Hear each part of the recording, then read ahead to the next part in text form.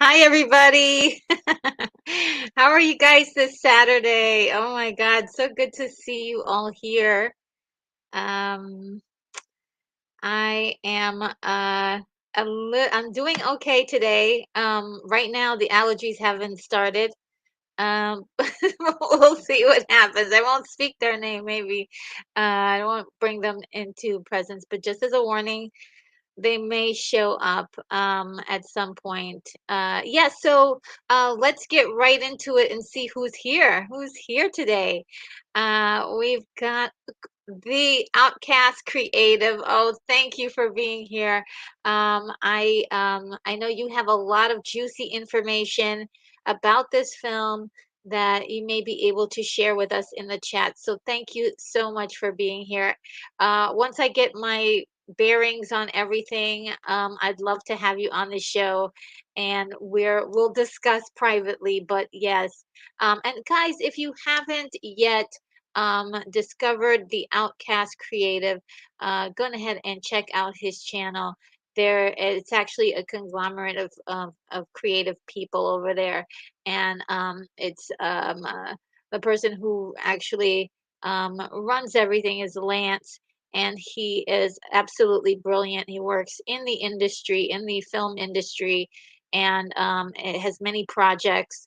So go ahead and check his channel out. I love also supporting fellow creatives, and so that is just awesome. Thanks for joining us today. And then look, it's Adam. Hello, Adam. How are you today? Thank you for being here. And showing up with so much positivity and energy today. Saturday night watch parties are the new normal in my home. Thanks, RNG. Oh, I'm so glad. Oh, thank you for including this in your week and having giving me an opportunity to come into your home with these awesome films. Thank you so much. I appreciate it. And then we have Unicorn Rampant Studios. How are you today? Same here, Adam. However, I've got some severe weather and the power is out. Everyone out everywhere. I have a bunch of animals to check on until things are back up and running. Oh my God, they must be so scared. I'm listening to this on my phone. Definitely my prayers are with you, Adam, that the storm passes and that, it doesn't make the animals too upset because I know how those things can be very upsetting to the little ones. So give them hugs and kisses for me, of course. Uh, give them hugs and kisses for me. So Adam says, I hope more can join us for the party. Yes, i- yes, I hope so too. But there's a replay, and hundreds of people end up really joining us ultimately. So I'm excited about that, and yeah, that will be fun for the replay. But I do see quite a bit of us in here, enough to have a party, guys. Woohoo! We're gonna have our own little party, retro party with this awesome movie that you guys are gonna watch with me today. It's so good. I love it. It's very entertaining. Um, and Unicorn Rampant Studios backs that up and says, it's definitely a super busy Saturday. Yeah, for a lot of people, and it's pleasant for a lot of other places. Like even where I live, it's not snowing, so that's a pleasant day for us. And so people might be getting some errands done and meeting with people. And so, yeah, Saturdays can be a busy time to rush and do everything that you need to do for the week. Um, before it's over, right? Stuart Mitchell is here. Hello, Stuart Mitchell. Mitchell it says, Retro Nerd Girl. Hello, Retro Nerd Girl. How are you, my friend? I am doing well today. I have to say, it's been a good day, busy day, right? Busy day, but still very good. And Google user is here. I don't know what that means, but welcome to the party. And Adam is doing so much. He's saying, the like button has been smashed by me. Uh, do what I did. Yes. Yes, he reminds us that the like button needs attention by all.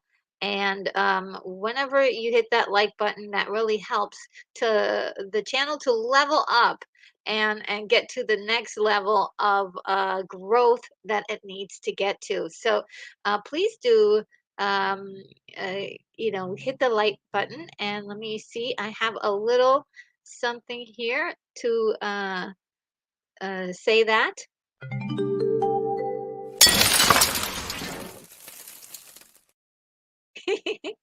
Yeah, smash that like button. Smash it or tickle it or lightly stroke it, but whatever you do, definitely make sure that you hit that thumbs up button for me. Um, and if you haven't subscribed, do so, please. That will help the channel. We're really close to 6,000 subscribers, so it would be really cool. I mean, I think, yeah, just a few people to subscribe would probably hit me over that level. I usually never beg for subscribers, but if you haven't, just by chance, do hit that subscribe button as well and hit the notifications to know when my next video gets posted. Now, Unicorn Rampant Studios is yelling to everyone, hello, everybody. Yes. Oh, and her real review is here. Hello, lady. Oh my God. She says, hey, lady, to me. Uh, well, I'm so glad that you are here today. And once again, everybody, I want to let you know that this channel is amazing. Her real review also does reviews that are very, very good. So please go and check her channel out. Stuart Mitchell says, Retro Nerd Girl, so close to 6K subscribers. How many do you need?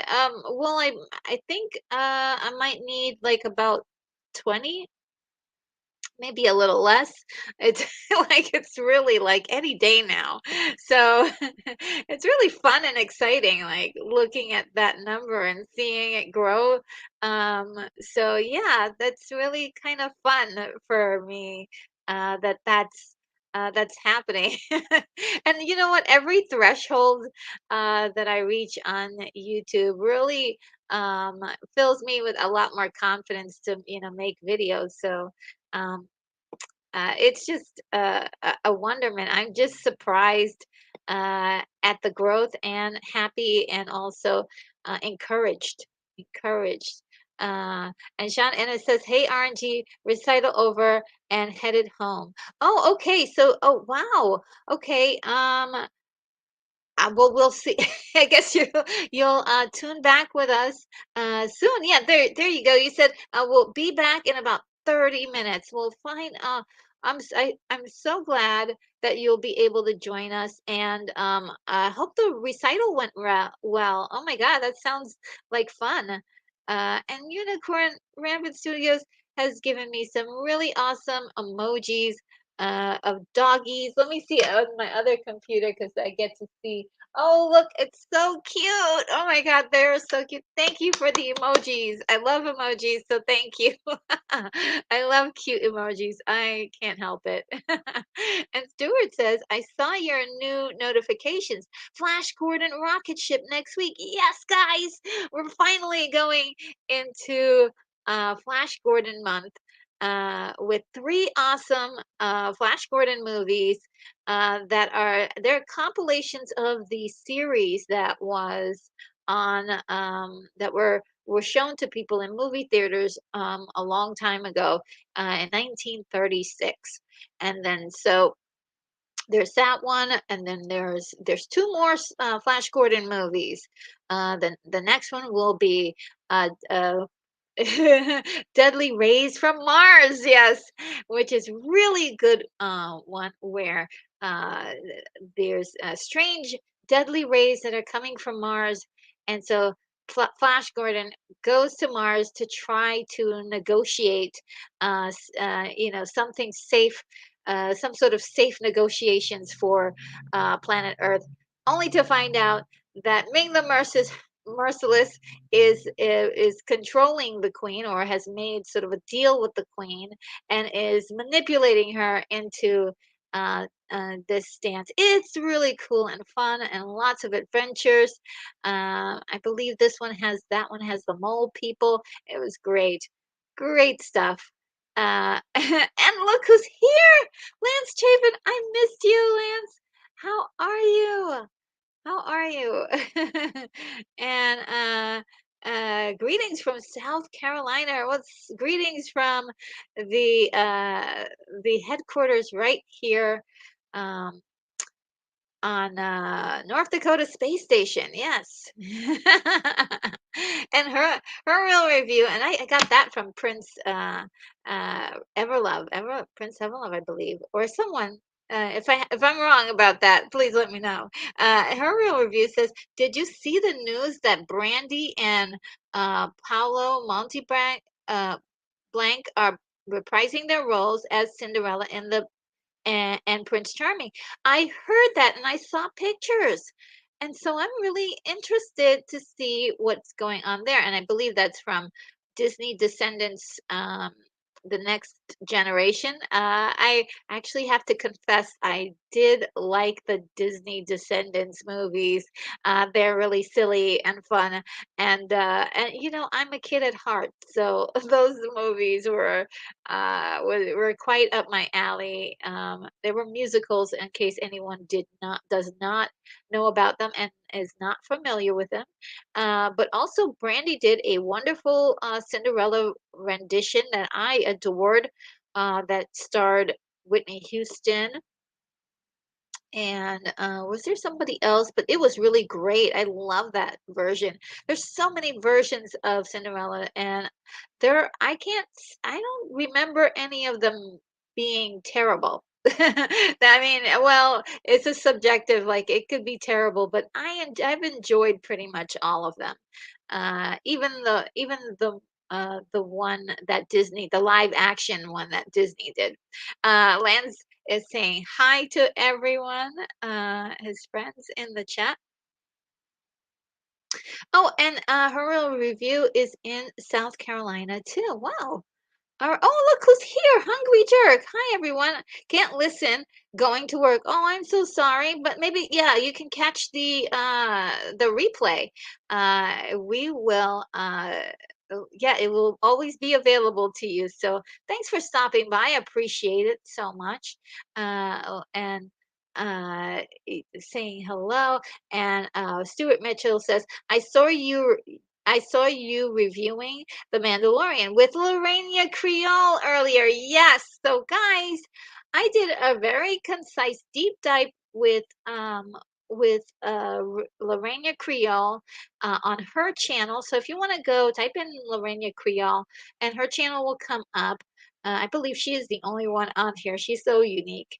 And you can see her latest video is the video with us really going, I mean, going very, very deep dive on The Mandalorian, which I am enjoying. Unfortunately, yeah, I have many things to say about it, and which I will say you can hear my thoughts about it on this channel on Wednesday mornings. I have a morning show, and that seems to be going very well. And you can see what I have to say about The Mandalorian there.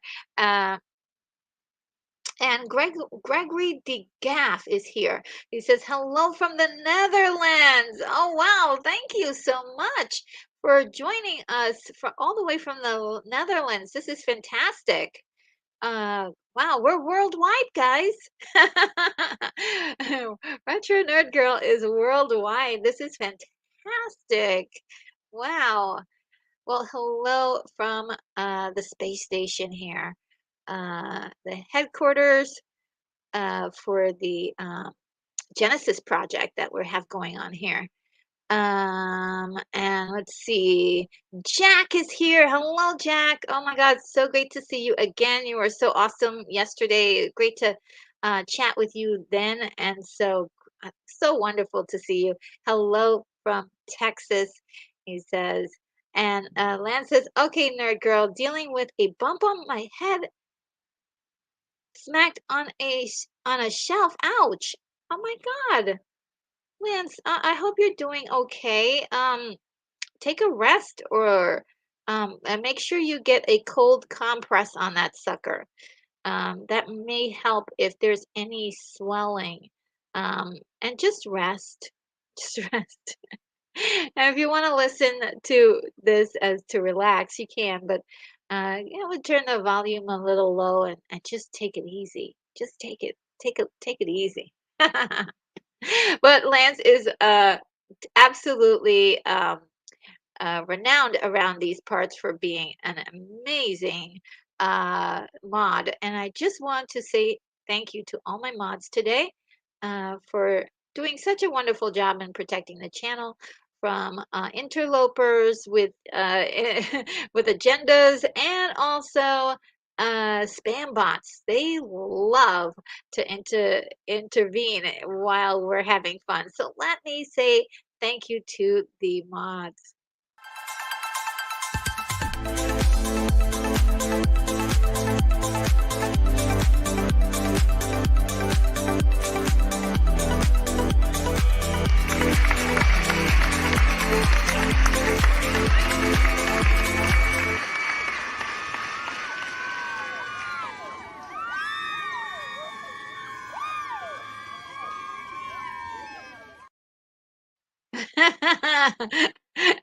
I love that. I love that video so much. That girl at the end, she's like, "Woo!"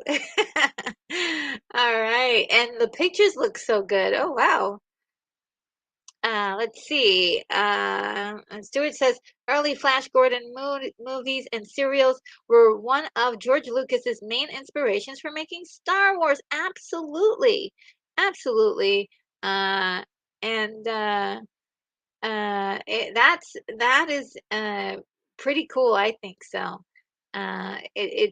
It's great to see the commonality. Once you see Flash Gordon, you can't unsee it from the Star Wars movies. It's like, oh yeah, we see it. And yes, uh, great having you from the Netherlands, Gregory. And oh, Tom Limmery is here. Oh, Tom. Hey, says hi RNG. Hi everyone. Thank you so much for being here, Tom. Uh, uh, just big hugs from me, absolutely. And also Prince Evelove is here. Uh, Prince, I think I was just talking about you.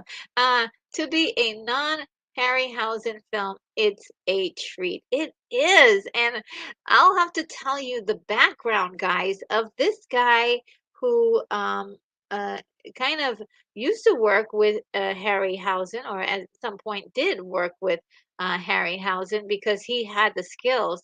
We'll talk a little bit about him soon. Um, and Sir Lancelot. Oh, yes. Uh, uh, our friendly Lance Chafin can be called Sir Lancelot. And look, oh my gosh, Unicorn Rampant Studios International, $10 for being international. You are awesome. I need that emoji that goes like this because you're awesome. Thank you. And of course, we're gonna find our favorite for you, our one that specifically for you that we like. Let's see this one.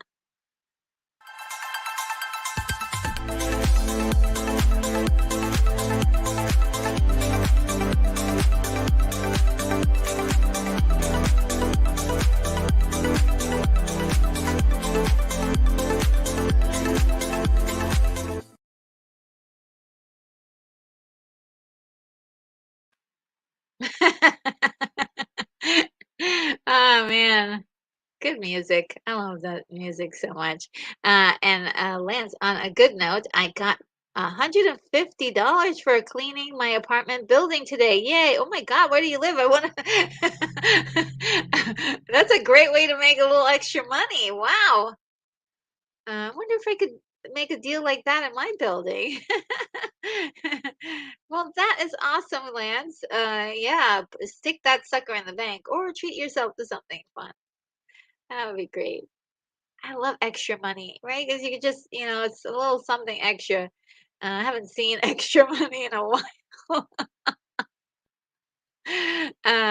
Well, we'll see. Maybe we can manifest it. Okay, Prince Everlove says we are clear for launch. Okay, yes, we are clear for launch. I'm just gonna zoom down. I hope everybody doesn't mind if I miss a few things.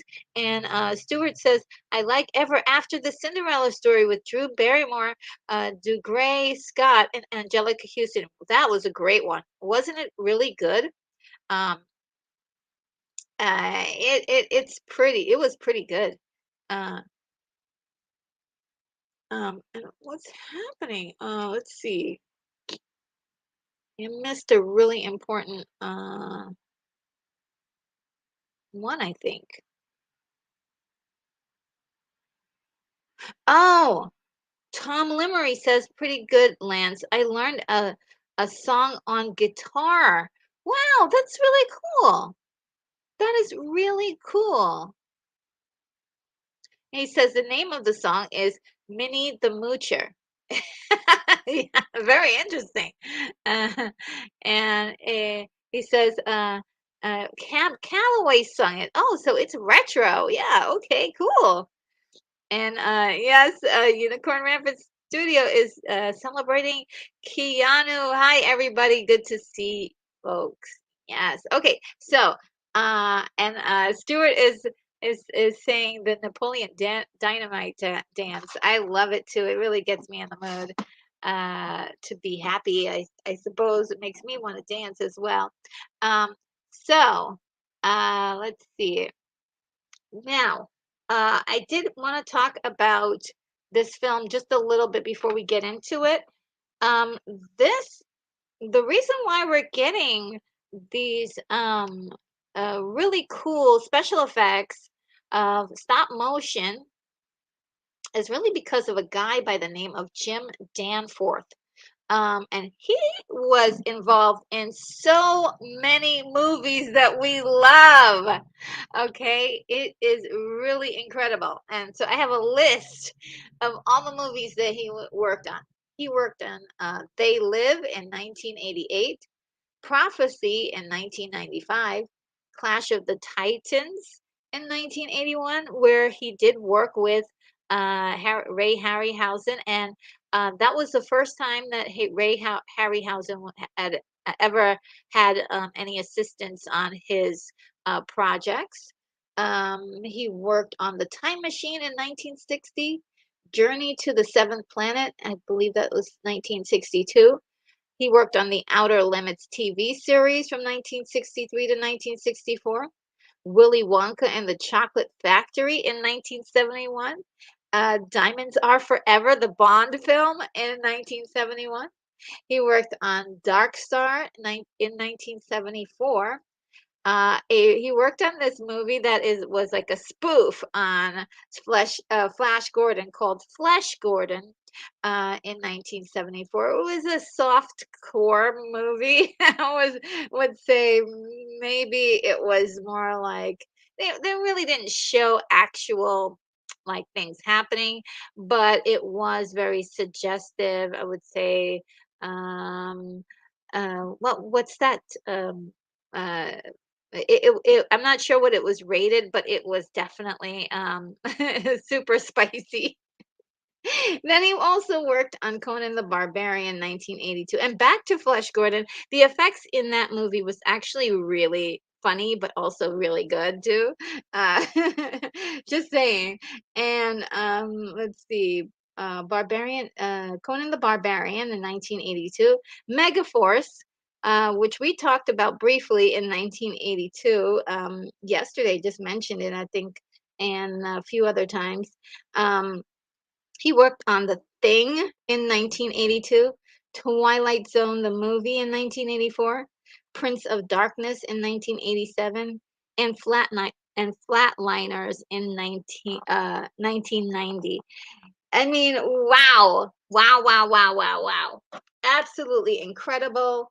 And so this is, really quite interesting that he was involved in this film and really did some I would say, I mean, it's definitely not the same kind of quality you would find from Ray Harryhausen, but it had the imagination of that kind of style, and it was really good, really good. I like it. I like it. Okay, so we're gonna get going and get started.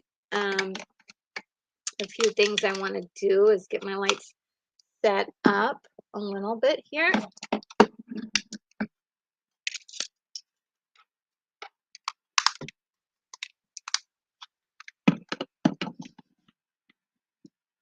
Okay, and this guy here. Get my oh. All right, let's see what you guys are saying in the chat really quick before I won't be able to get to you. So Jack says Cab sang Minnie uh, in the Blues Brothers. Oh, okay. And Tom Limery says, I am learning to play polyphia. Okay. And Prince Everlove says they live. uh, Lance says, "Love you, nerd girl, and you're beautiful and sweet as always." You are so kind. Thank you so much. Yes, I definitely hope you can heal up and definitely lay down too, because sometimes you hit your head, it could. It's good to just take a few moments, see how you feel. Um, but thank you. You're so kind. Hungry Jerk saw the guys from Napoleon Dynamite at a convention last week. Oh, wow. Cool. Uh, and Stuart Mitchell says all of Ray Harryhausen's model, which were used in his movies, are on exhibit in Edinburgh last year. Were on exhibit in Edinburgh last year. That's pretty cool. Um, and and And her real review says she's back. Her husband called and interrupted. Okay, well, you didn't miss a whole bunch. We haven't started yet. We haven't started yet. We're about to. And Prince Everlove says, I fully encourage a starry background in the future retro. Okay, cool. Uh, sounds great. Sounds great. I'm trying to get a window right here, right up there, that empty spot, so we could see the stars together. And yeah, so now I'm back. All right, so the way it works is that I have my copy and you have your copy, and we will watch our copies together. I will have a timer here that will let us know where we should be in on the timeline where things are happening.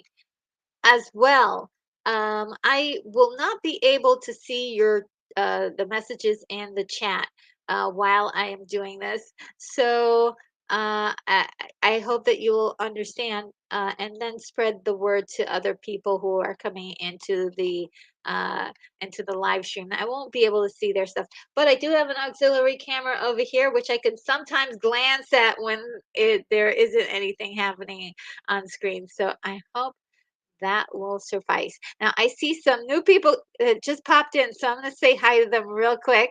Let's see. Um, hold on a second. And Tom Lemery says the monsters in the film are claymation like Rudolph. Yeah, I think so because they are definitely made out of clay, and that you could almost see like fingerprints and things that are really it's really so cool. Uh, and Gregory says, "Chat, give Retro Nerd a lightsaber or a Mjolnir." I'd probably do better with a lightsaber.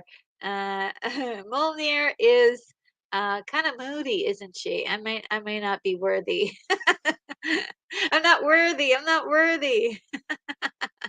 And Sin Havoc is here. Hello, Sin Havoc. How are you? Thanks for visiting me today. I love seeing you in all the chats and stuff. I saw you earlier at the Bat channels, Delta Squad uh, live stream, and that was so much fun. They are so cool. Let's see, and Prince Everlove is saying, yes, all systems are green. He's ready to go. Let's let's do it. Let's do it. And Sin Havoc says, wacky times are upon us. Griff rules apply. So griff those likes up for Retro Nerd Girl. Thank you so much. You guys are just the sweetest for being so kind to me. And yeah, so now let's get it going. We're gonna begin the process. Okay, let me uh let me get the timer. Good. Okay, that's the right stuff. All right, so allergies are starting, guys. Just when I thought I won the allergy battle, they come for me again. Okay. Um, all right, so I'm going to count from 5 to 0, And I'm sorry, I'm gonna count from 5 to 1. But where I would have said 0, that's when we both press the button to play, okay? So, ready? 5, 4, 3, 2, 1.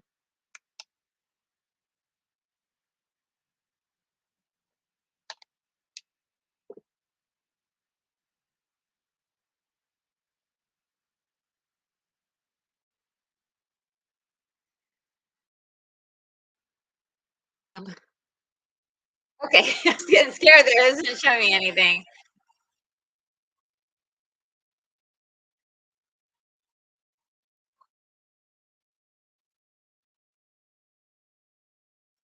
Oh, Judy Meredith. Oh, she was fantastic in this.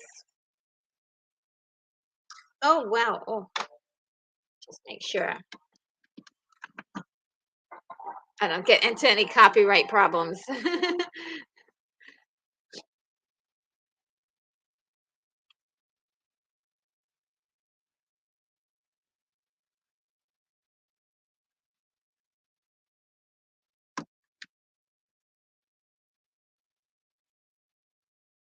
Oh, mm.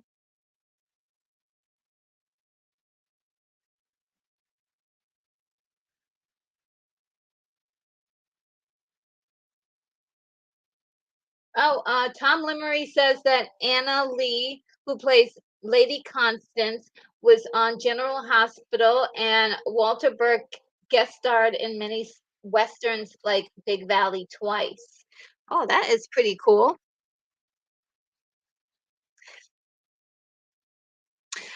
This beginning is very British royal feeling, right? It's like I got it down. Ah, I just want this book though, with all the jewels on it. It's just gorgeous.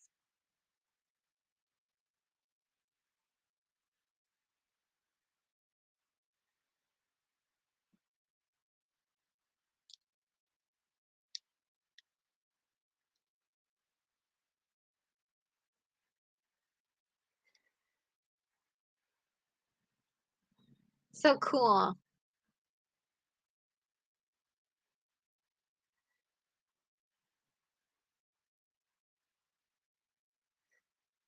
It's like it's pulling the story out of fables and into like reality.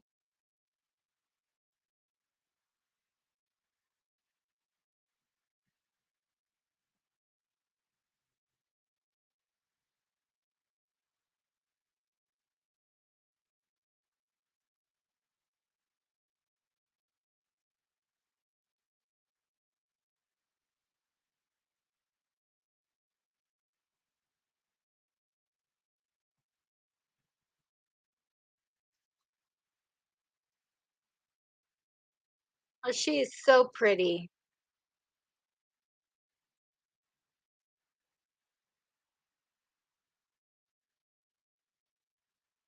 I'm gonna cry already. I love this stuff.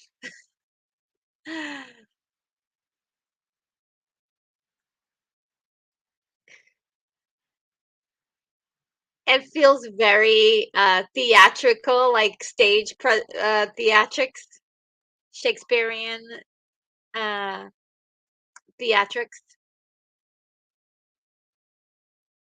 That's what I kind of like about these older films. They really feel like the stage play brought to life almost.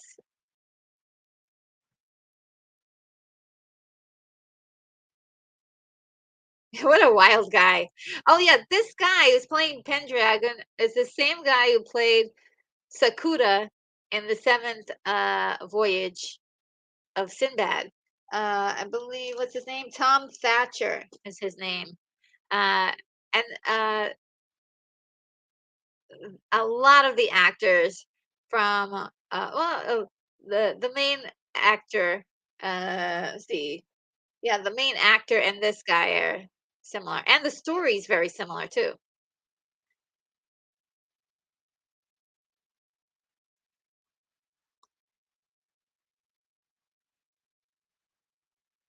I love these 2 together, the king and his, right-hand man. It does, look at that face. Look at his eyes, he's looking at the crown because that's what he wants.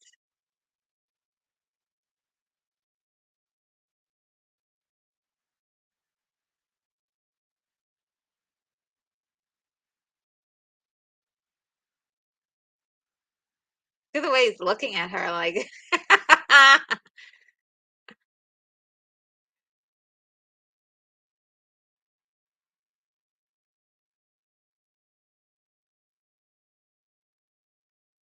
Oh, imagine being a kid at this point, seeing this, and well, that must have been so magical.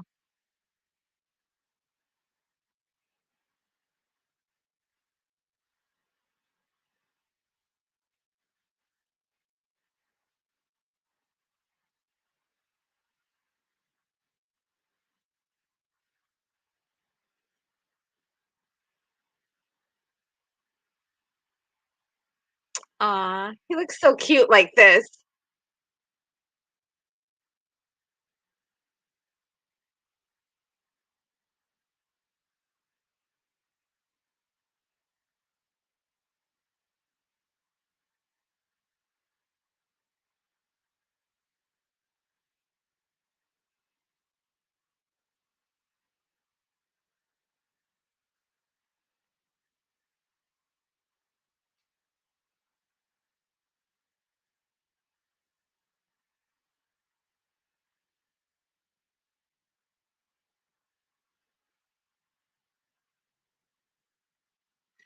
I do love this so much. It's so cute.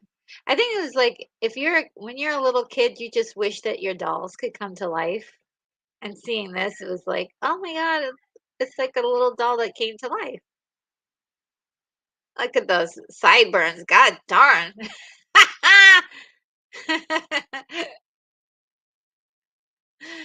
Oh man. Let's see what you guys have to say.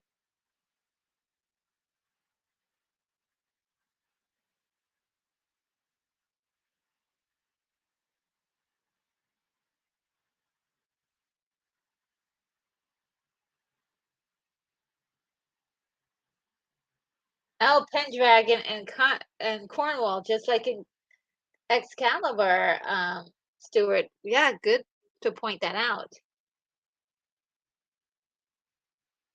Yeah. I love what you're saying there, your quote there, Prince Evelove.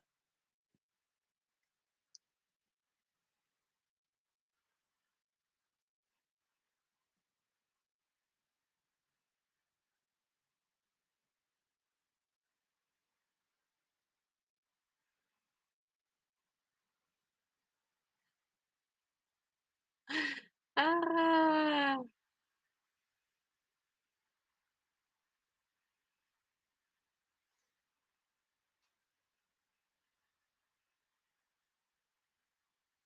Notice how she takes a little glance at that thing, and she leaves the window open.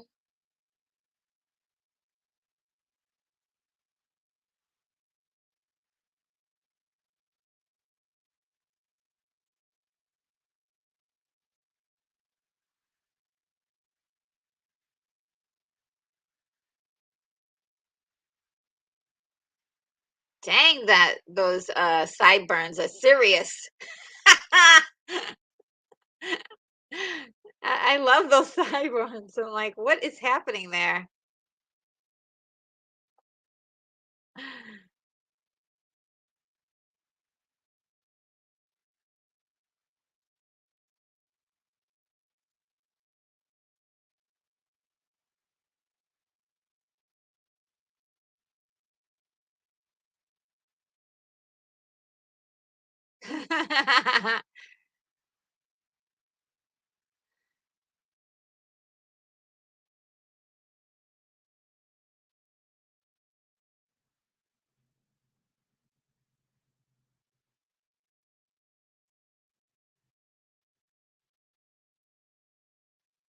So cool.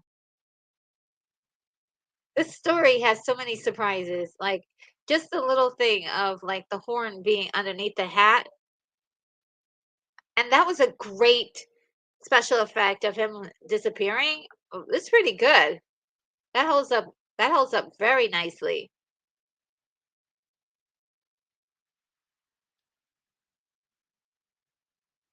The transformation,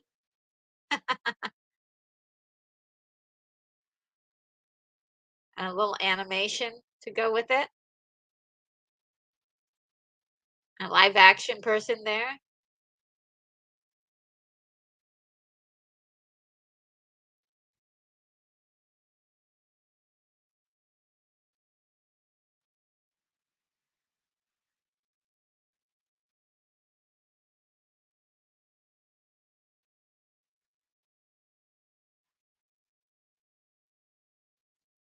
No, he came out with a sword in his hand. I love that. That king is he's got some surprises.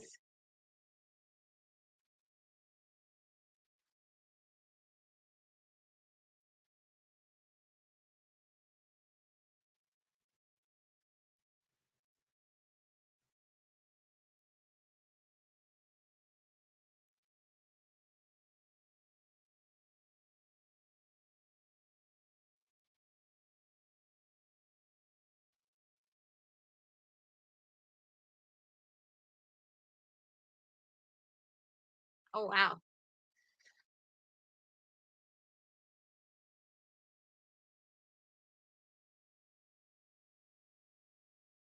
Wow.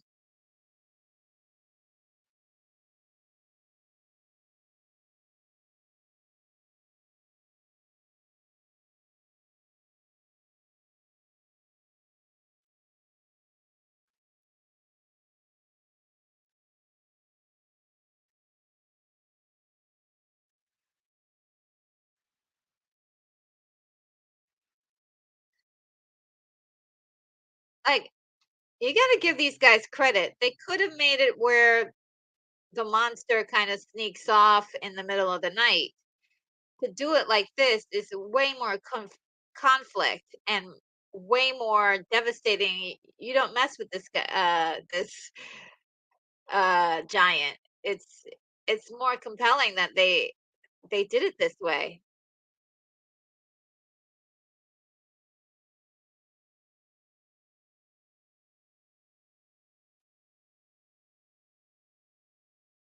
Oh, and that's animation. They did what they could, right? Today they would use computer animation.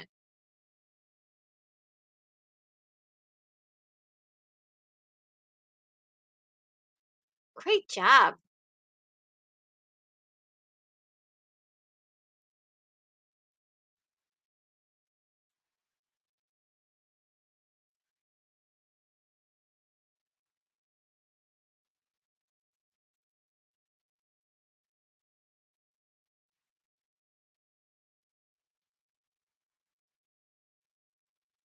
What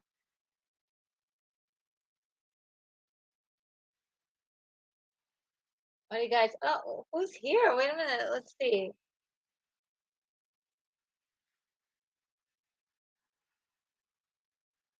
Let's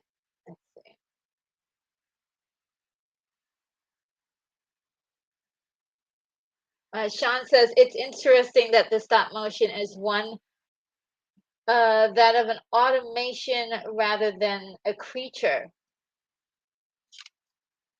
Oh, Sunbrat is here. Hi, Sunbrat. Hey. uh, giant hugs. Oh yes, giant hugs to you as well. Uh, oh, Prince Evelov says that this movie is a loving wash of colors. Yes, yes, yes. It's so beautiful. They use color in a very unique way in many of the shots. Um,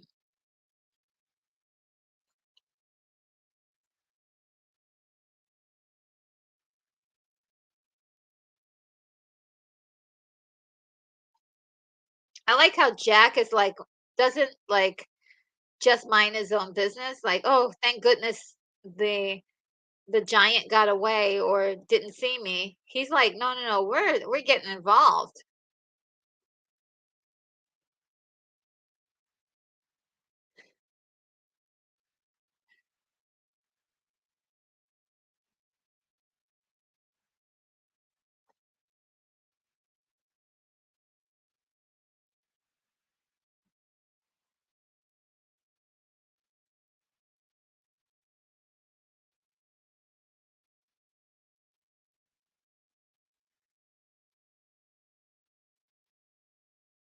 This guy.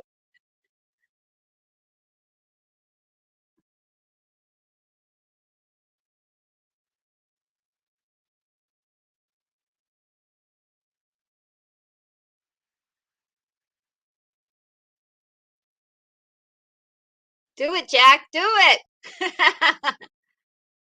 Ooh, harrowing. The pacing. Wee.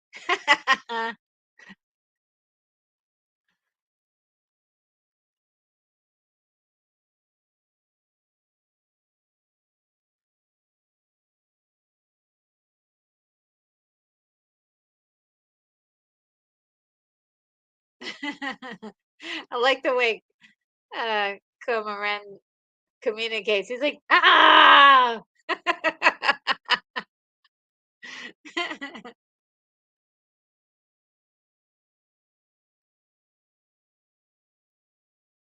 They look really terrified by what they see.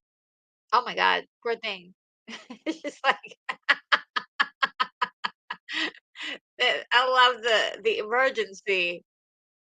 Yeah, you guys cannot hide underneath there.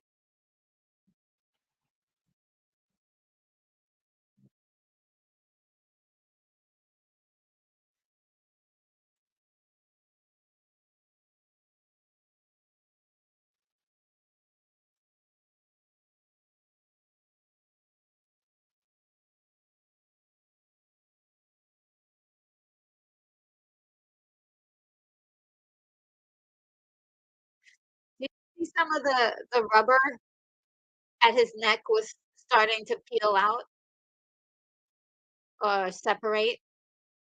I think it's like they do clay and rubber for this, guys.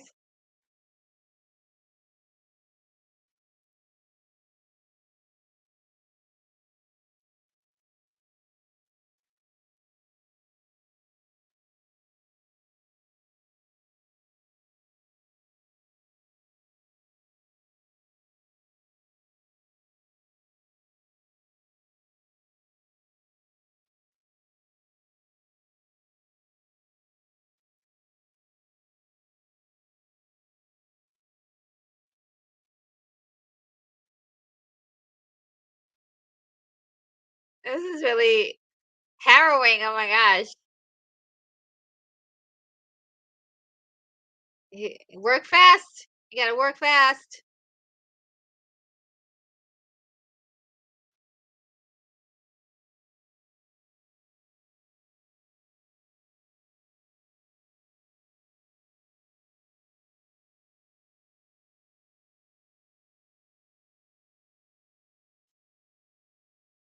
Yo, Jack thinks quick.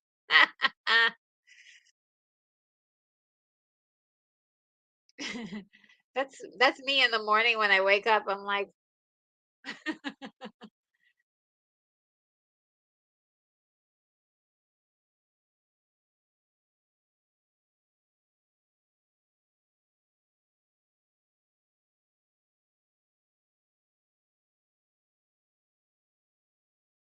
she saved his life too.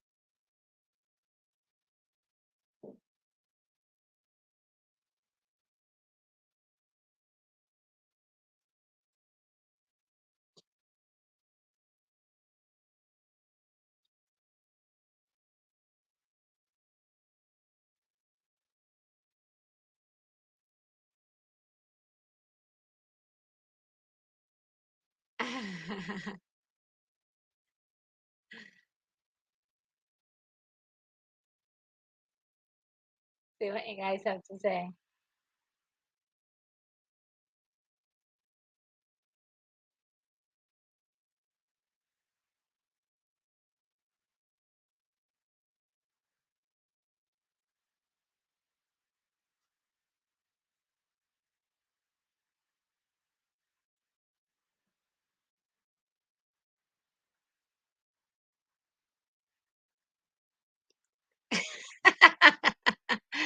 I love that part.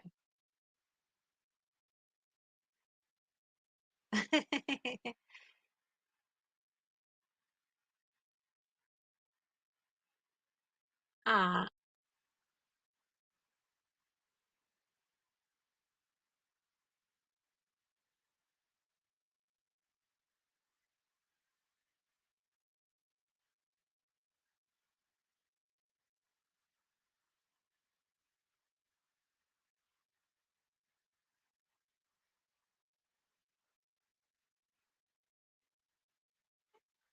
his mother, like, I don't care who you are. I'm just gonna, where's my son at? I love this.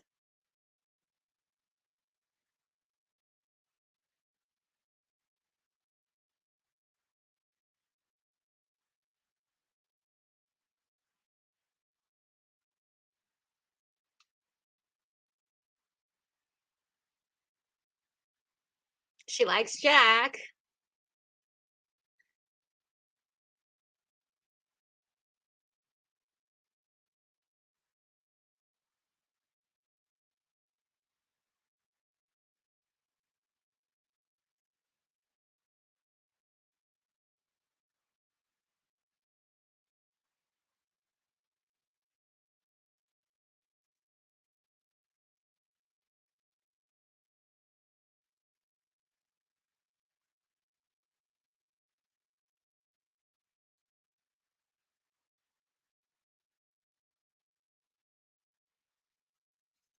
All right.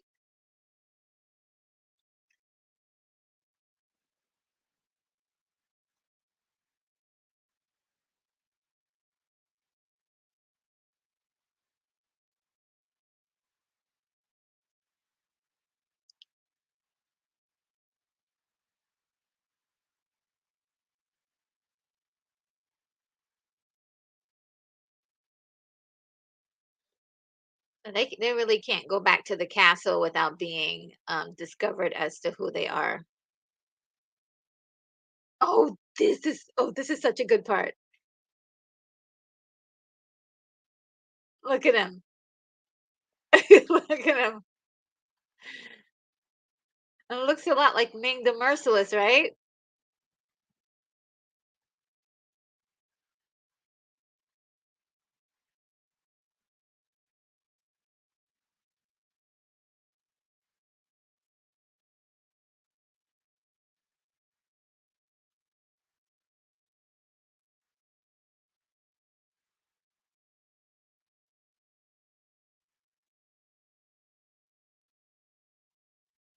Look at those nails.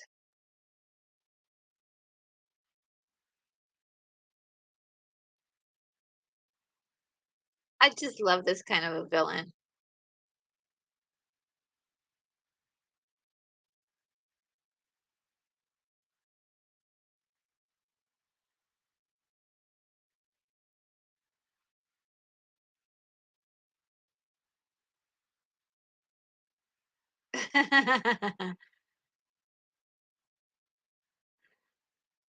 I do miss these kinds of villains. What a good one.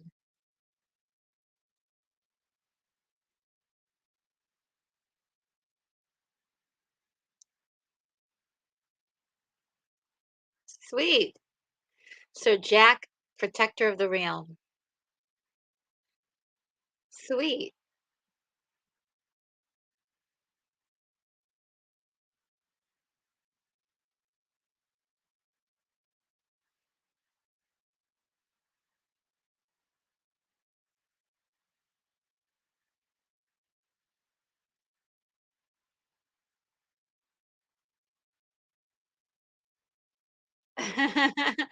Everybody wants to be with Jack.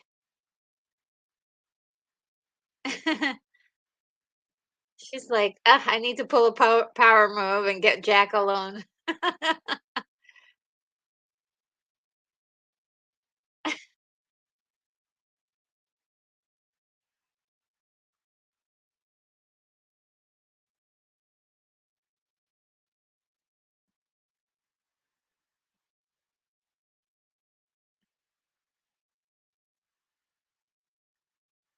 Aw, see how humble he is?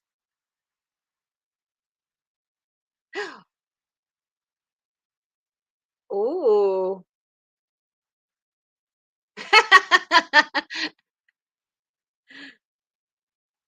I love that they inserted just the tiniest bit of humor in there.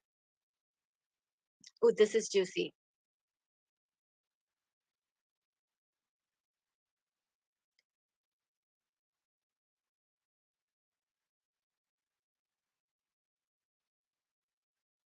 Pendragon. I love that name.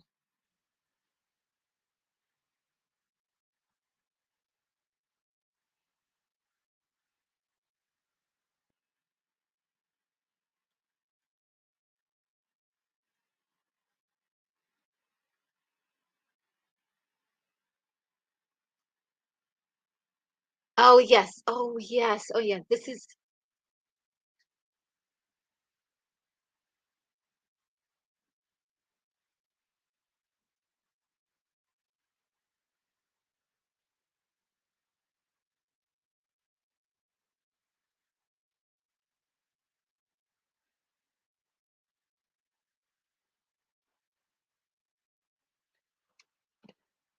oh, few liquids here.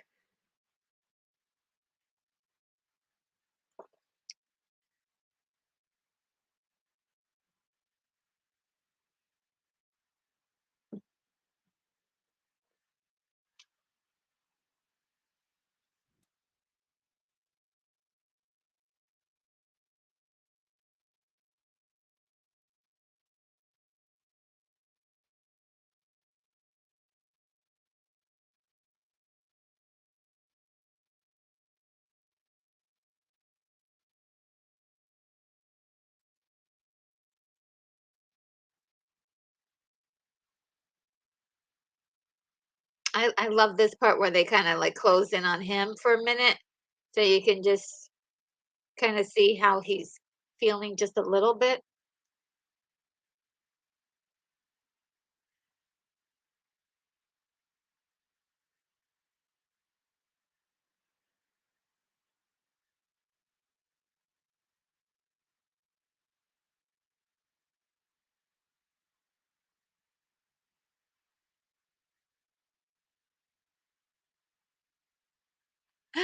Oh, man, he's probably I'm sure it wasn't fun wearing those tights for any of those actors. They're like, "Oh, man, we gotta wear tights."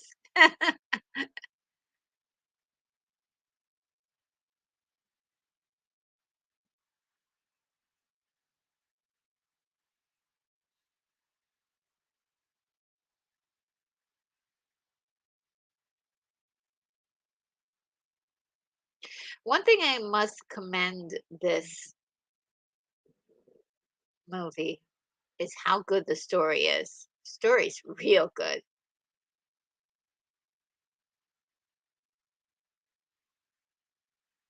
Lady Constance, no! No, Lady Constance. Oh man.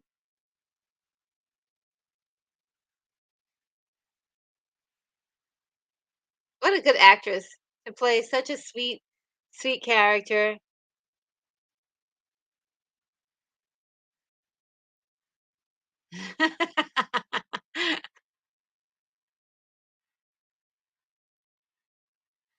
She plays such a sweet lady, and then all of a sudden she's like sniveling, like conniving.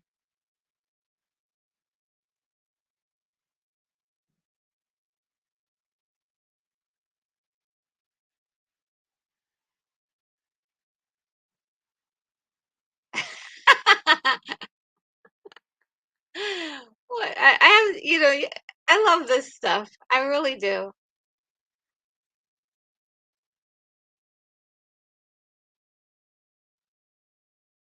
The theatrics of it.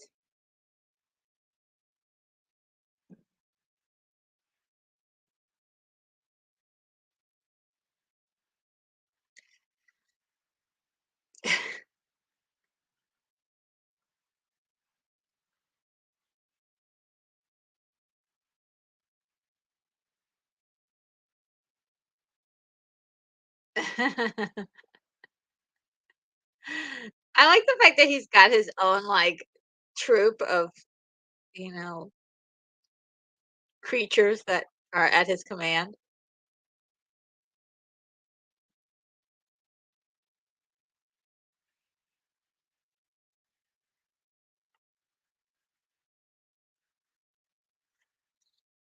Put your backs to it, lads.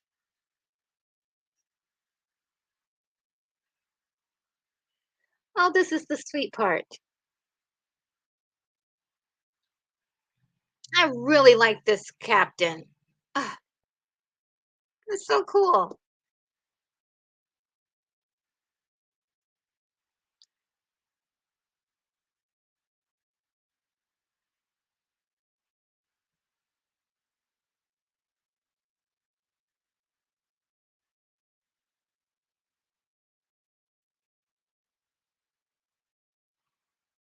Oh, he's so cute.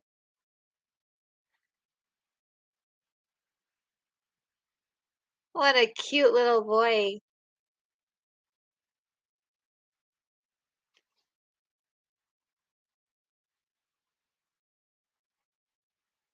Here you are, son. I love his accent.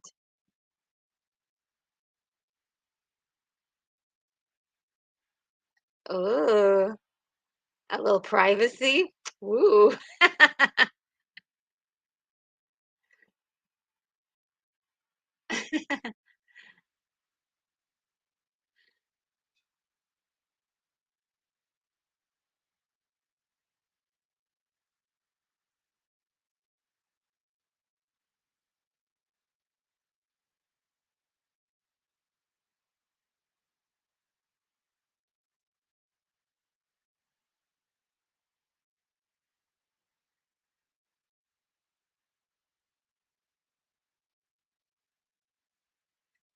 She does not want to go to that convent.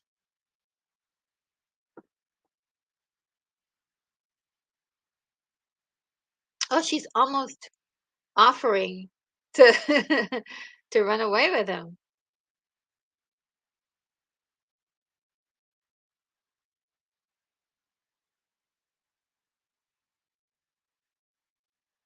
Aw,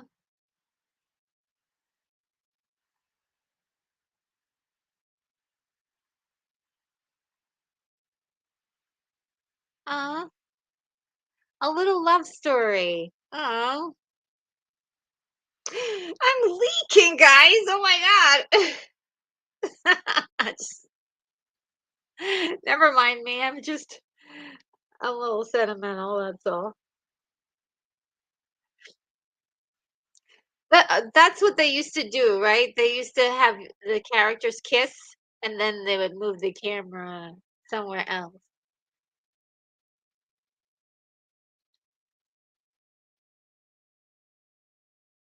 Uh-oh.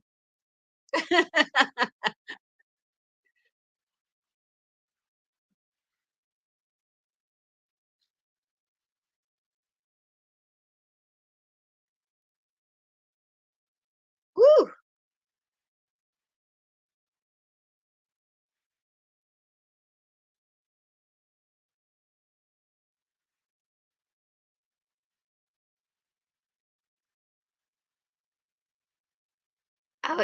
This is where also they play with color really beautifully, just to let you know something's weird going on.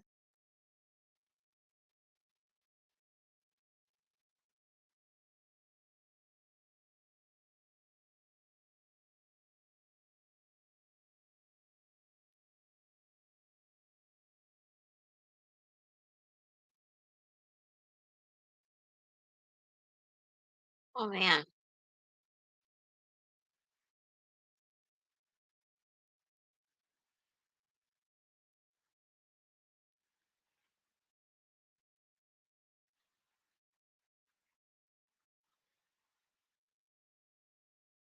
Man.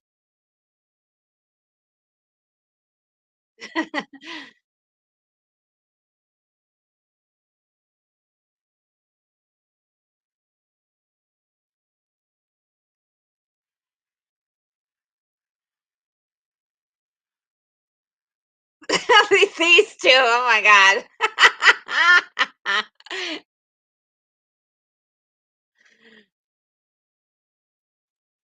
Some of these monsters though, they were pretty good. I mean,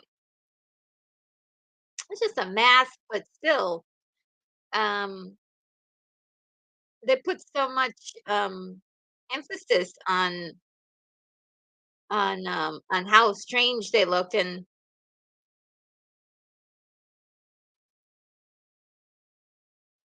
I think we're gonna see it some more.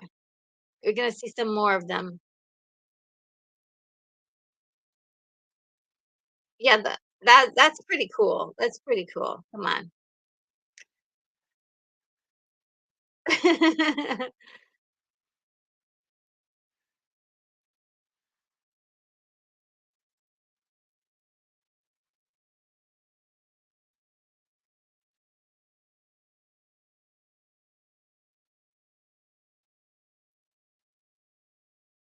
Wow.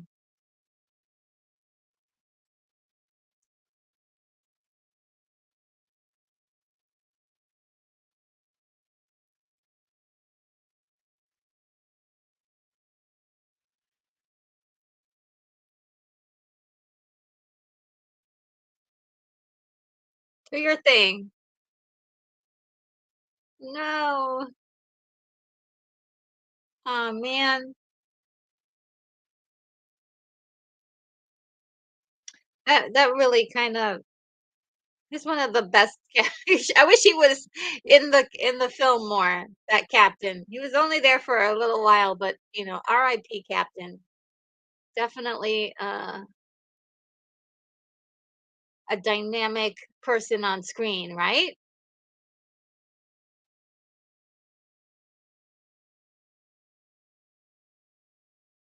I mean, that's a pretty good effect, I think.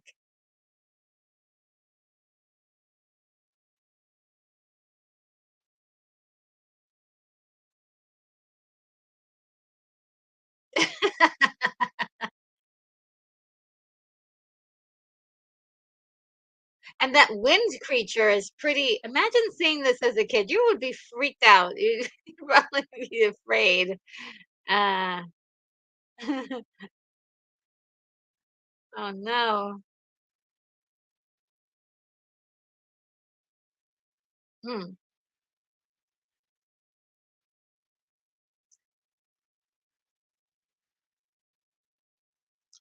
All the stuff they were doing, they were just really being super, super creative. And yeah, that is very, very spooky the way it's there, like floating, and then you have that music coming in. Ooh. Let's see what you got there. Oh wow, Unicorn Rampant Studios, a $5 super chat. Thank you so much. Usually I don't get to see this until the end of the show, but thank you so much. I appreciate it. Um, I will put that towards my tissue uh fund.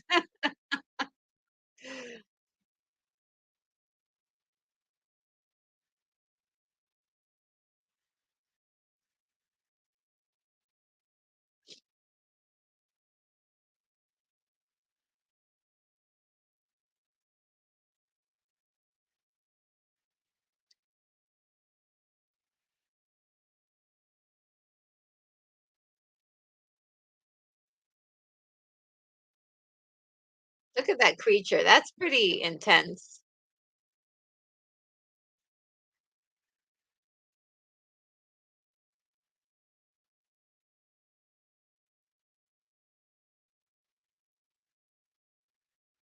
Yeah.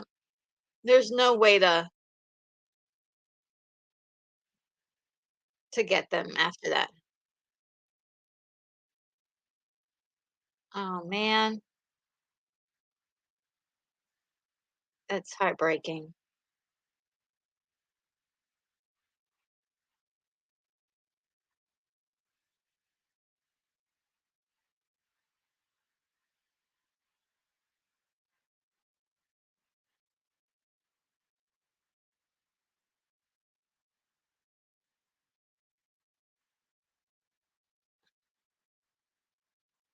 Oh, boy. These guys didn't waste any time at all. The captain's dead. They're like, "Oh, we're going back home."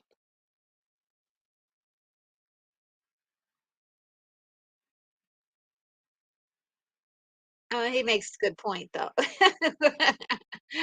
He makes a good point.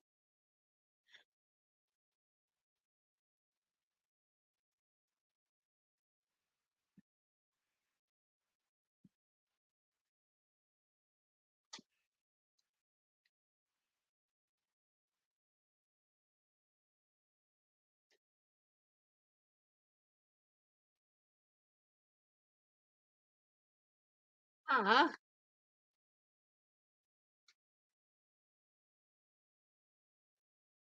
oh, poor little boy. I think it was his name Peter. I love that little boy.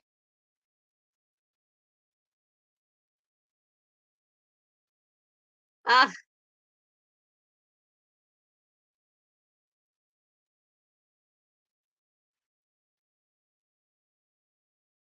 I don't know how he's gonna get out of this one, or how he thinks he's gonna get out of this one.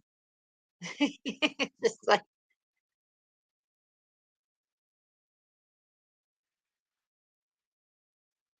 "You heartless man."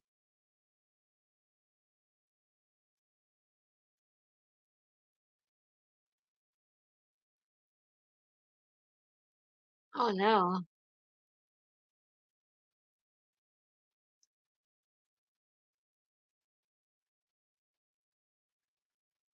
They are cold to leave him out in the middle of the ocean with a little boy.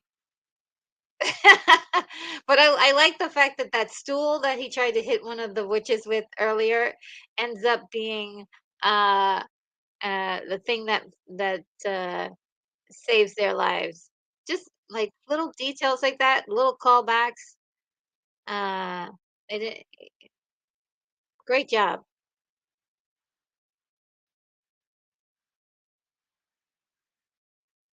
Look at that outfit, look at that costume, guys. It's so cool.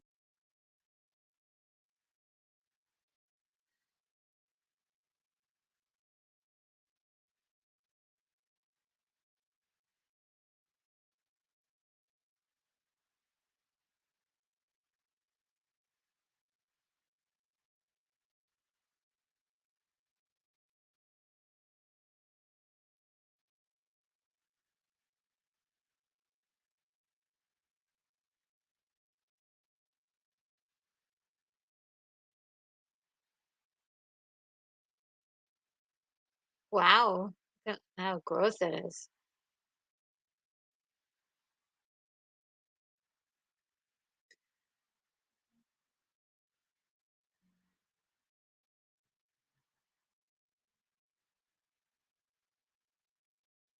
Everything about this character is iconic, right? It's just like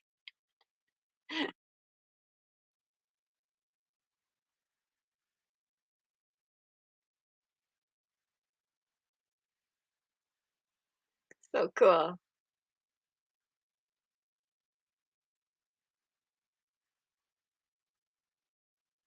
Oh, yeah, I remember this part. Okay.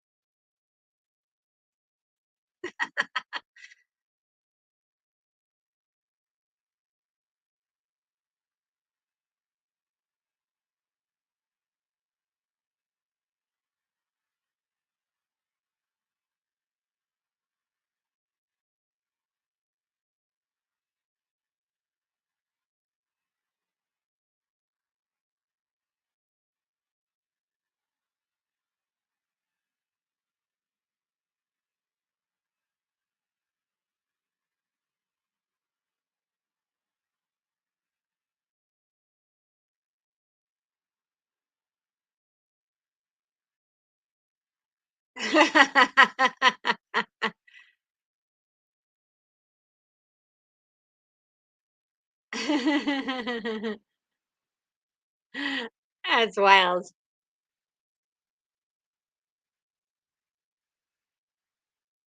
There he is. Wow. The costumes they gave him for this is just insane.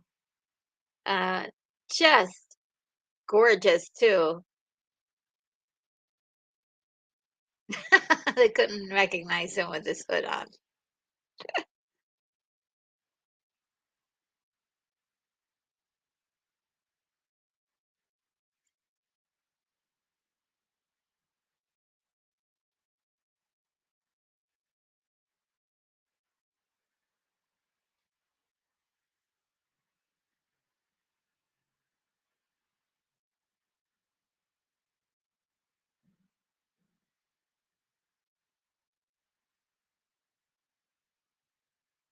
I love how defiant he is. Like, how dare you put your spares to me?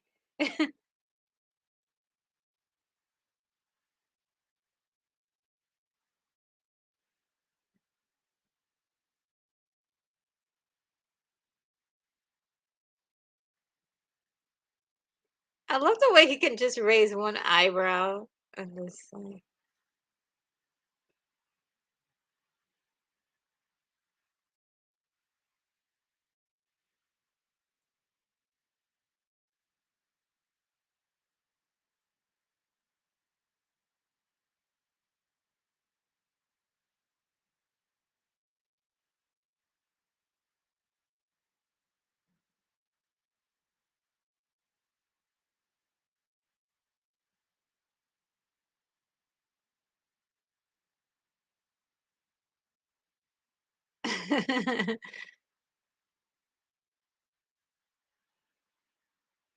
a crown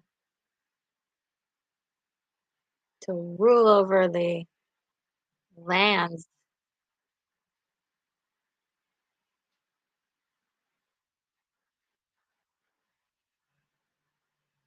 And look at Lady Constance.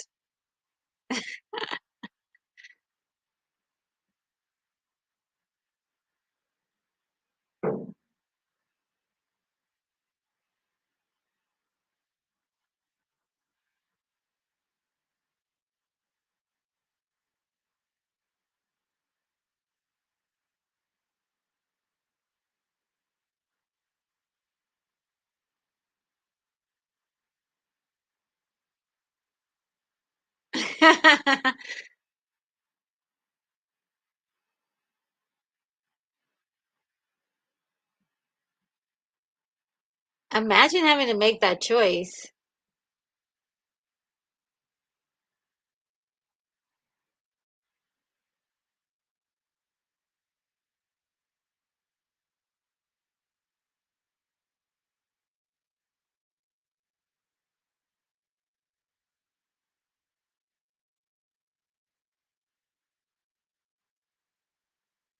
Okay, yes.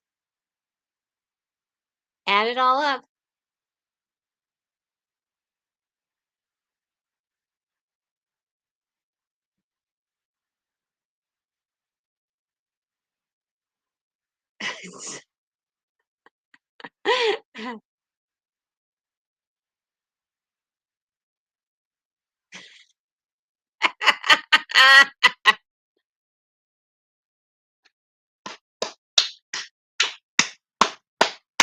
Oh man, I love that moment.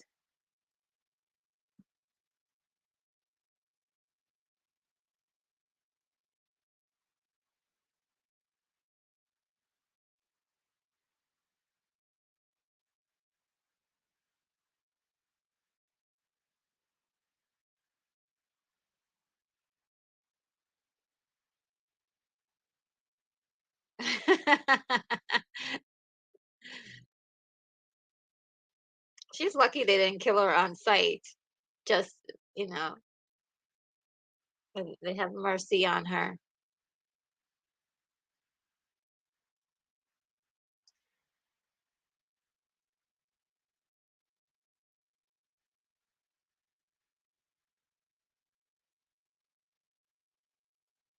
Look at that huge sword.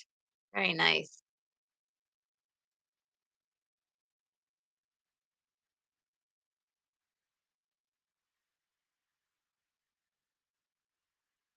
Look at that little boy. He's just doing the most.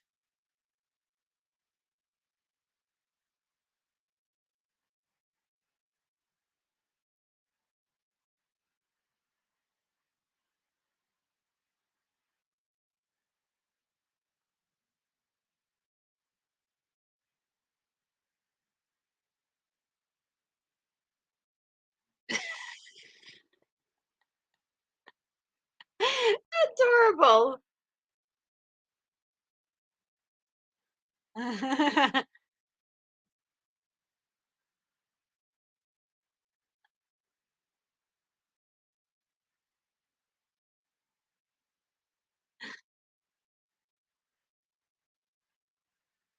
Eric the Red.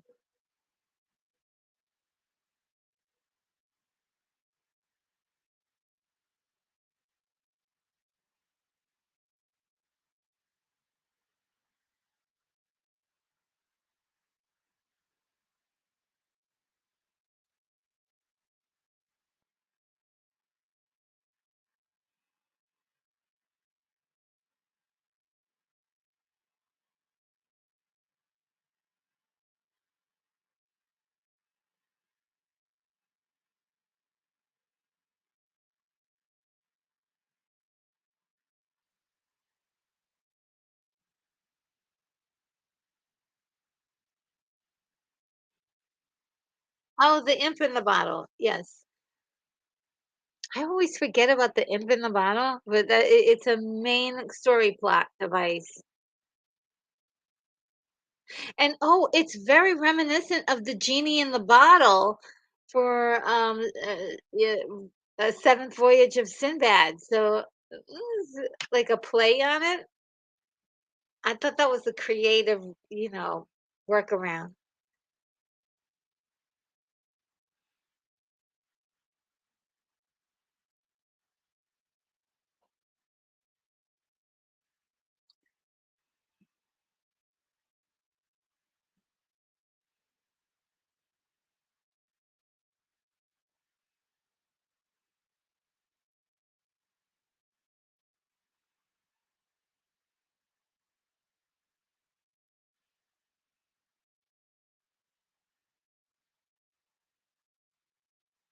Yeah, that's a cool little look. Okay, this is another thing about the story I love is that if you were a liar or somebody who was um, uh, untrustworthy, you could not touch this bottle. What a great concept.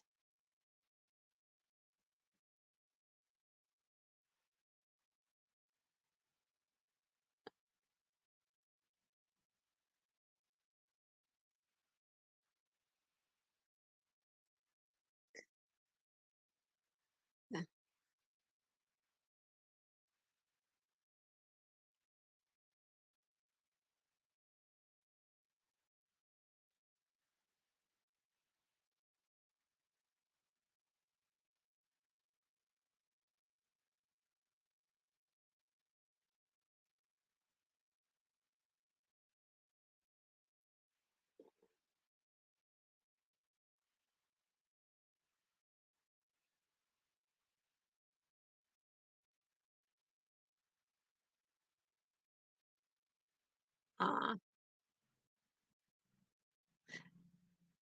it's the same thing where he made a bargain to well he didn't make a bargain in Sinbad but he some it was a bargain that that the genie would help them and then by the end of the mission that um the genie would have to be freed by destroying the thing it was in.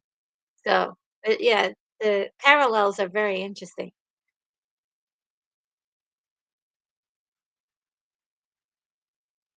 Let's see what you guys have to say here. Um,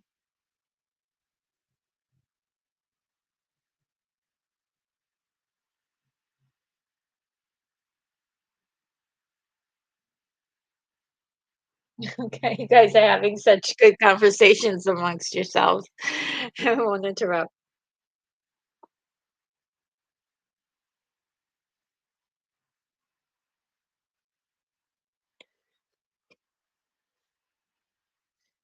Allergies not too bad today. Good.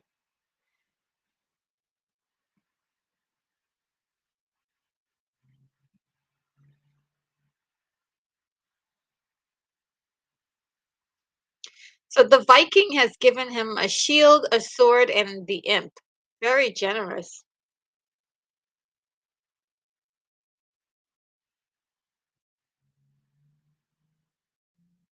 Oh, the little kid is so sweet. He's like, "Be careful, Jack." Remember, there was a little kid in Seventh Voyage as well. So many similarities in these movies.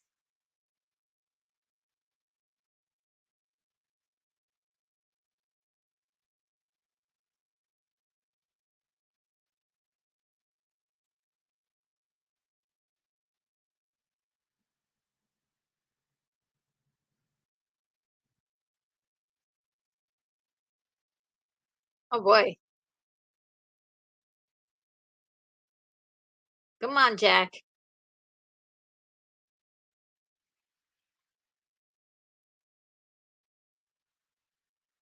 Whew.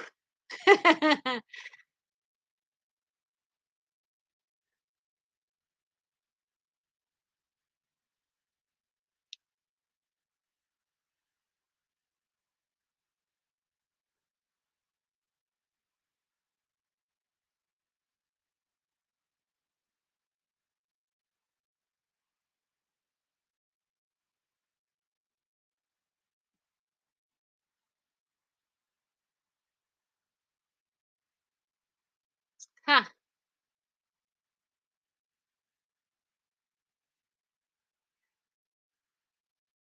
Oh, I forgot about this scene. This is a scene. There's so many like wild things happen in this story.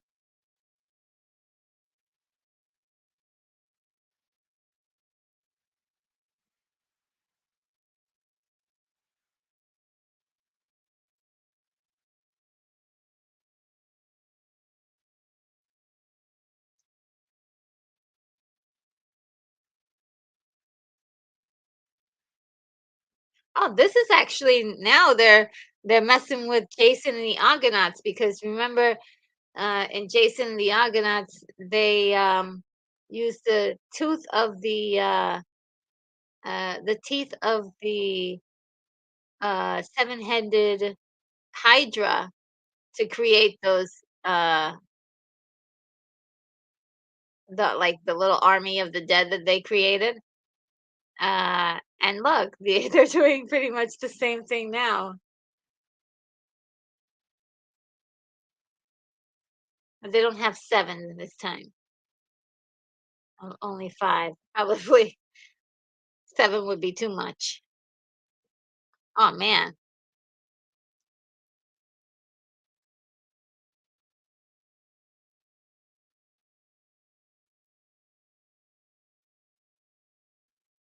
He's like, "Oh, get me out of here."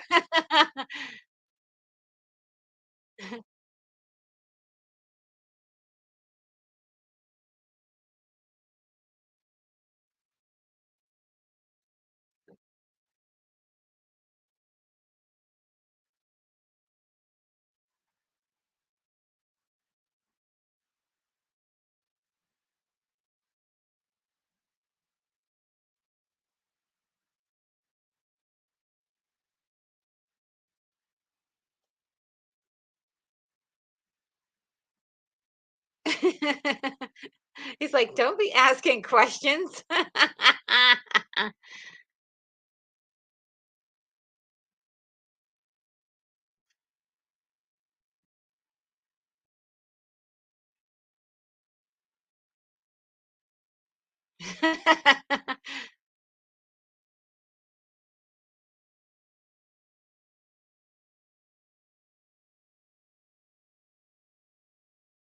Okay, get it done.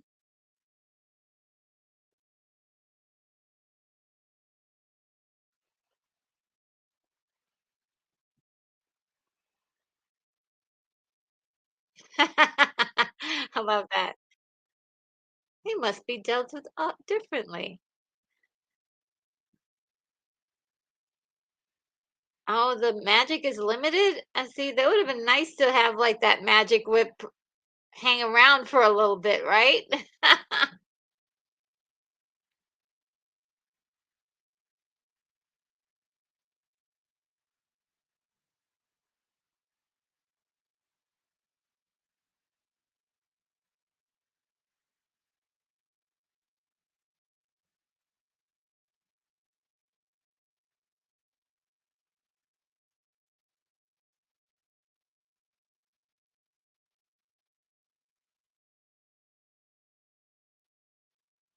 What a creepy mask. What a great concept whoever came up with that.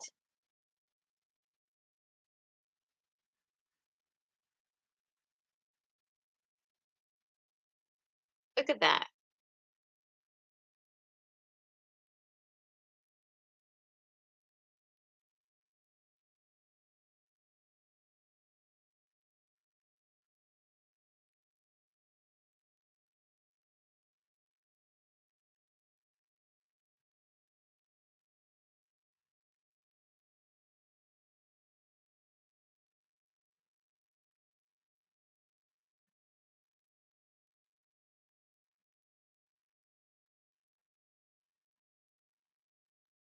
Oh, Prince Evelove says Jack of all trades about a pirate mercenary played by Bruce Campbell was a campy fun romp on TV for a season. Cool.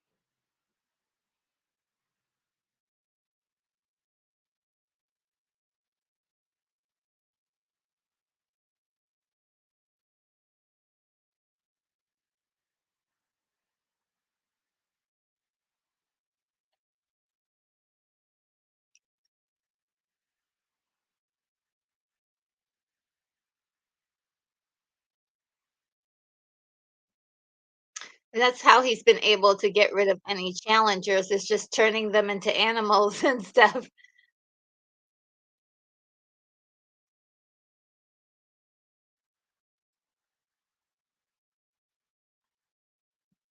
Now it's theatrical.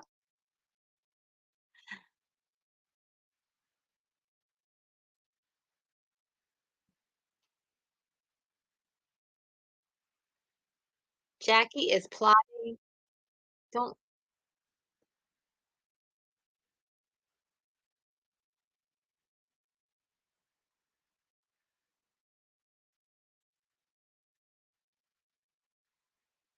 now if you were in Jack's position, would you just kill him right then and there? Or would you listen to what he had to say? Tell me in the chat, what would you do?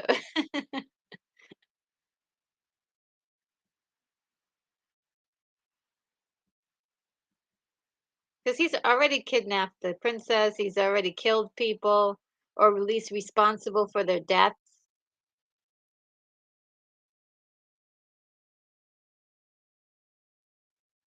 I just love her headpiece.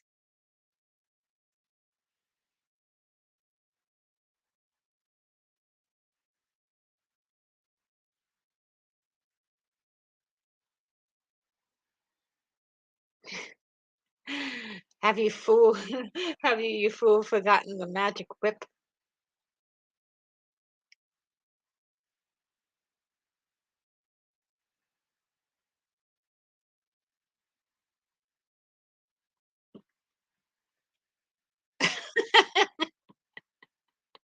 Garna is, like, hilarious.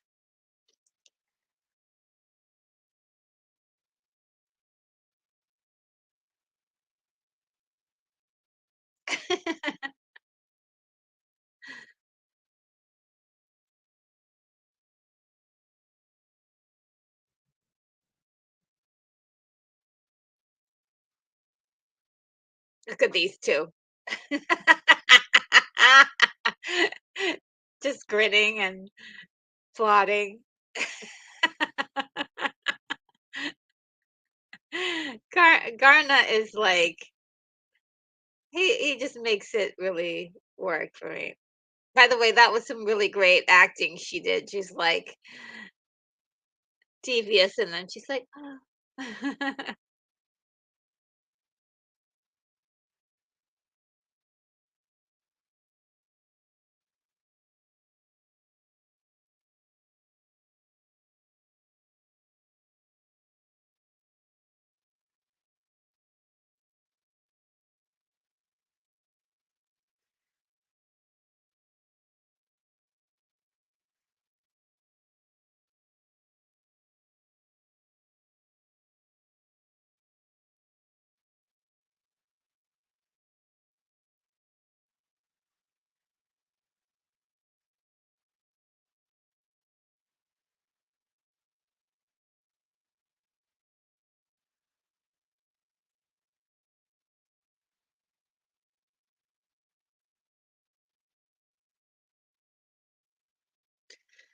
She still is acting really weird though.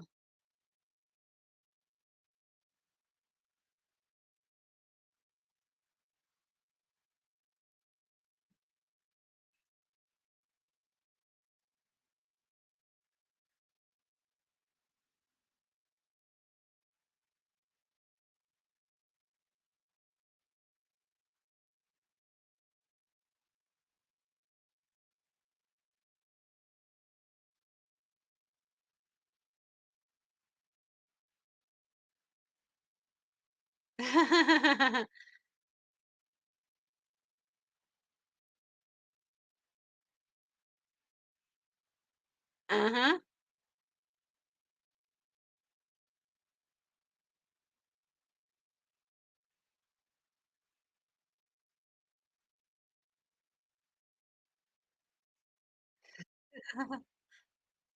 She's like, "I'm cold."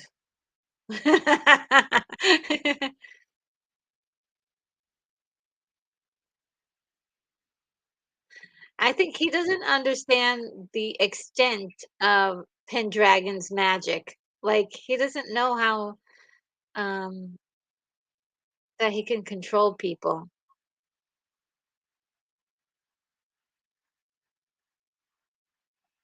Look at that sneaky girl.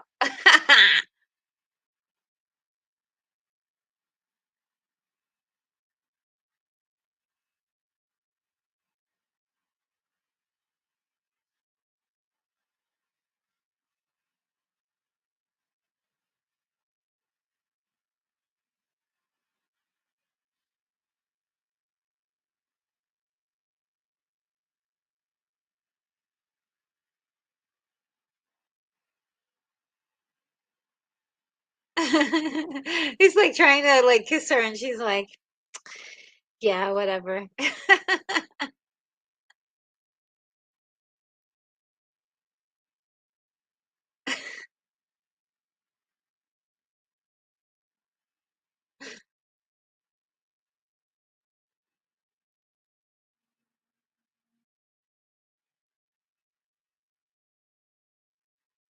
Aw.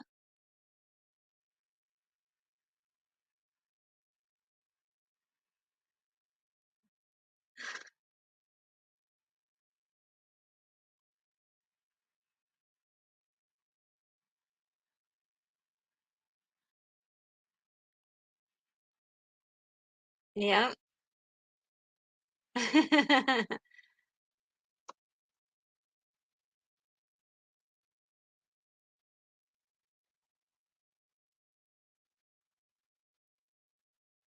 Oh, no.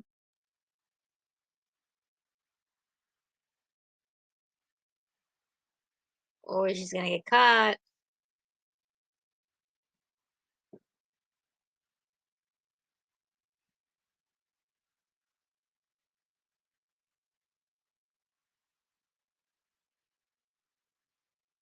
I forget how if she gets caught or no.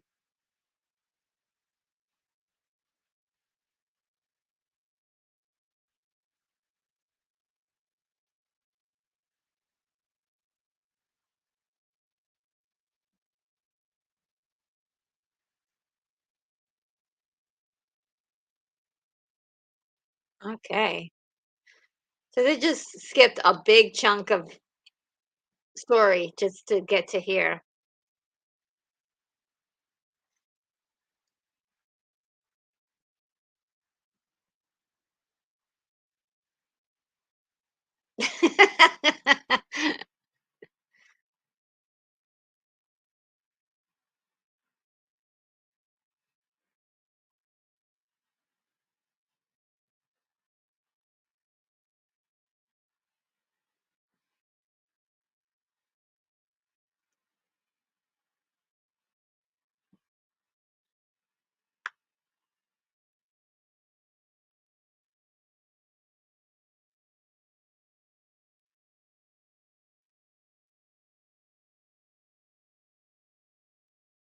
She's still faking it.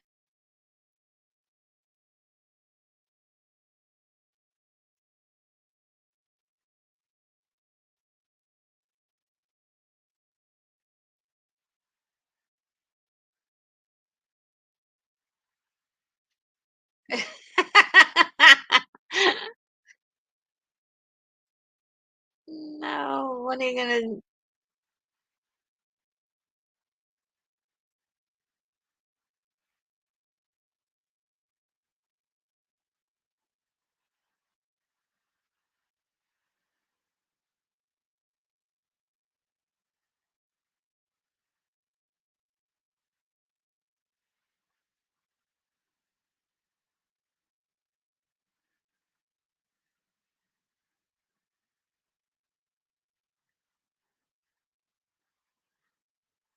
Oh, so you have to look at him in order for it to work.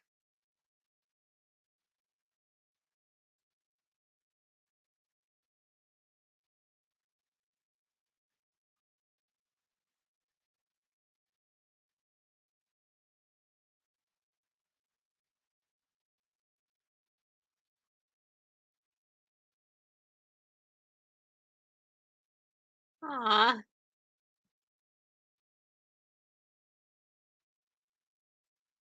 look at her conniving.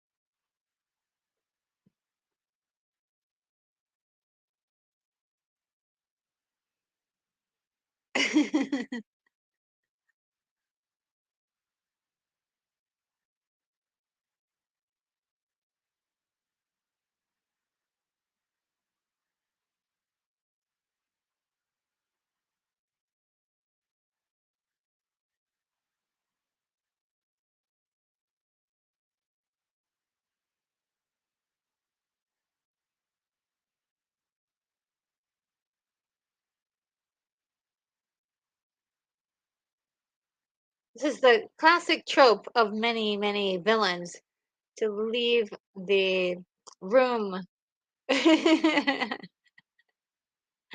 of the victims, like, and you gotta, you gotta stay in the room. You gotta watch what's going down. You gotta stay in the room.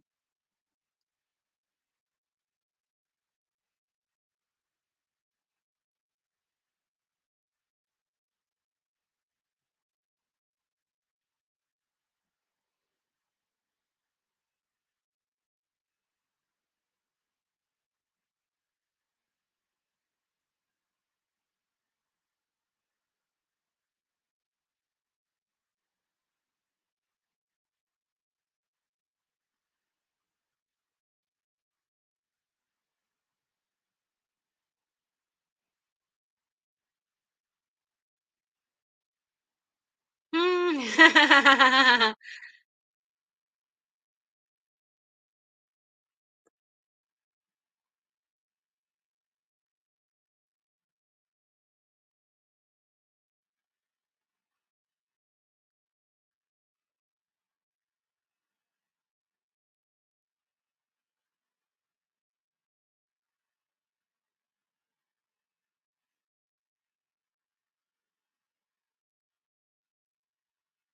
I just love the design of how they made her look.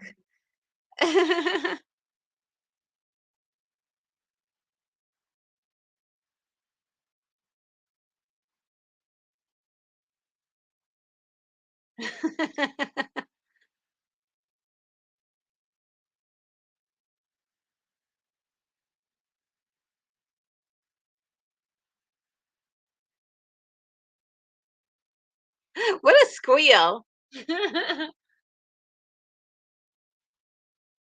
William Curry's in the house. Hello, William Curry. Yes, evil vibes from this girl.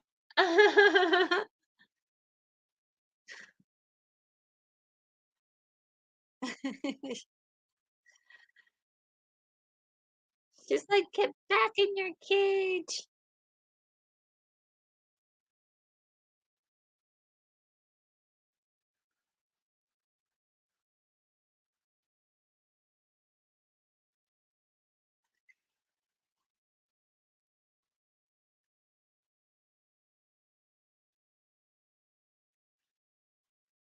They should have take their time.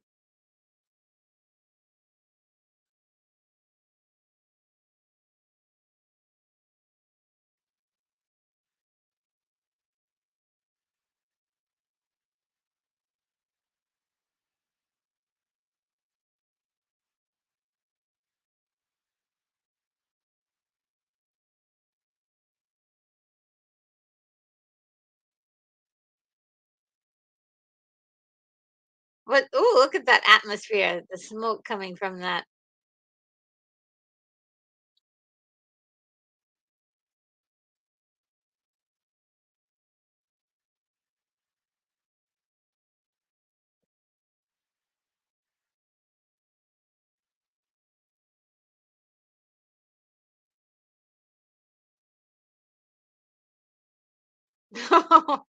Kinda.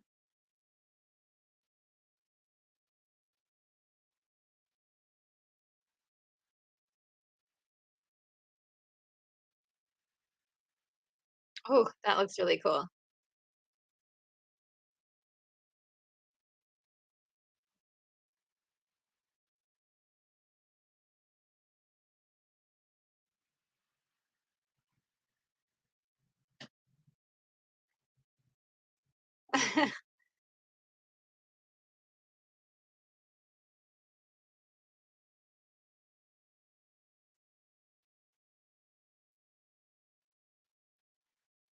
That's pretty cool.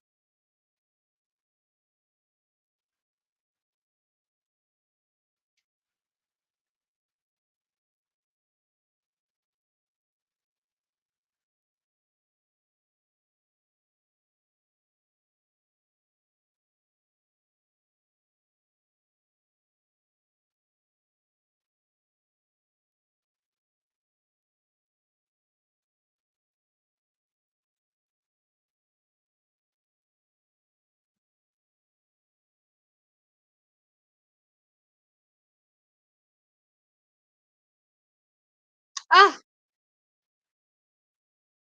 There he is.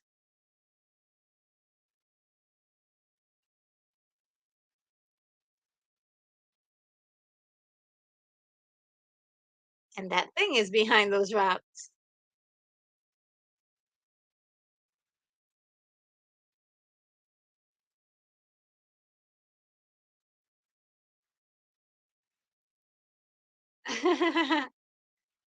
So they had to go back.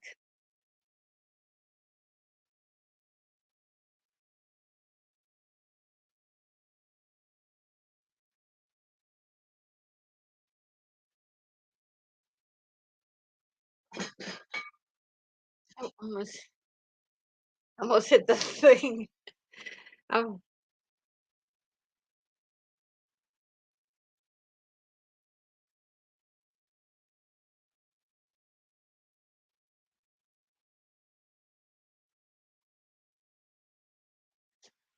yeah, I mean, the monsters in here aren't as sophisticated as Ray Harryhausen's monsters are.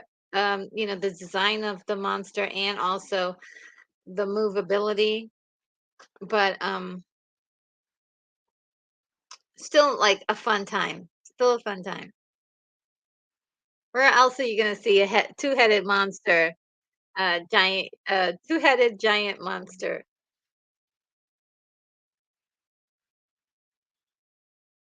All right, this is the last wish.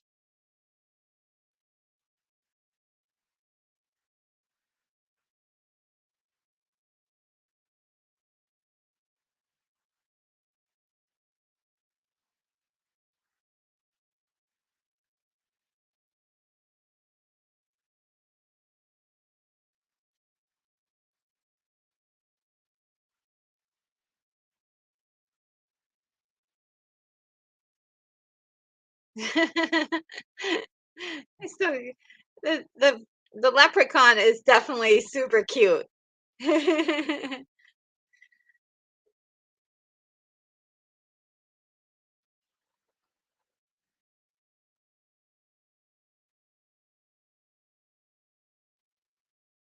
kind of monster is that? At first, I thought it was a kraken, though, but it's not, right?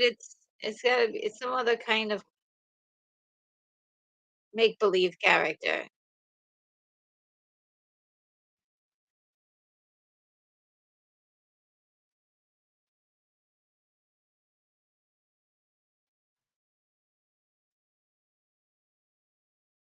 Oh, see,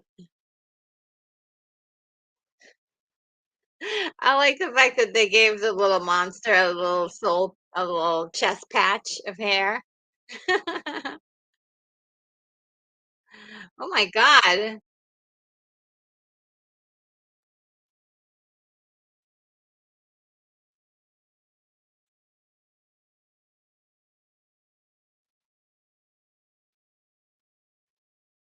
Oh no.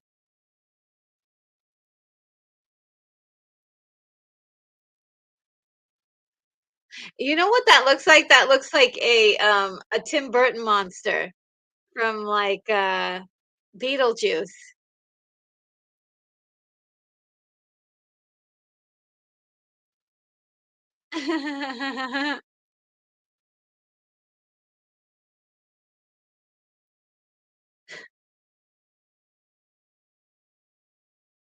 Wow.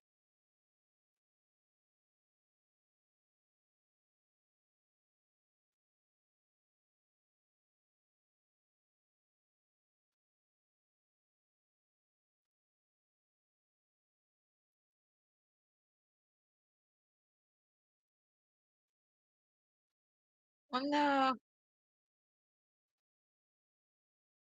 Still going. Uh, that's it.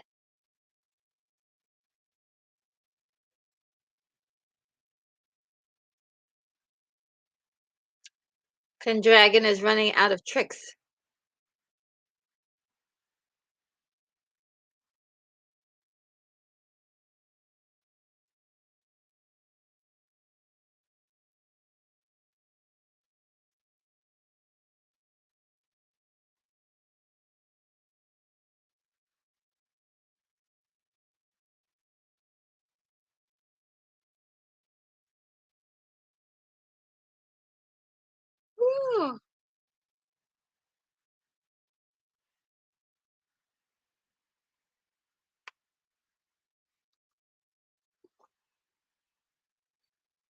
Uh-oh.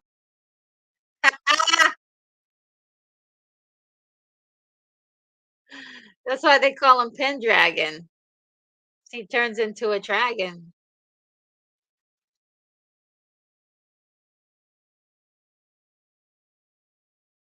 I love that whole scene where he steps on the stone and he's like, and they kind of did that quite nicely. Again, I mean, special effects for the time period, right? What year? 1962. Amazing.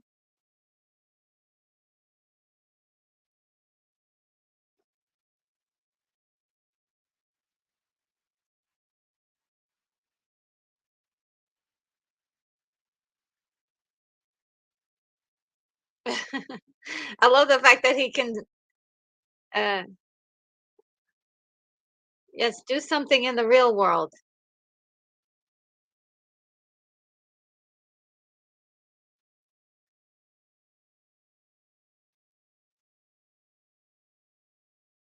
He's like, get in here, you guys.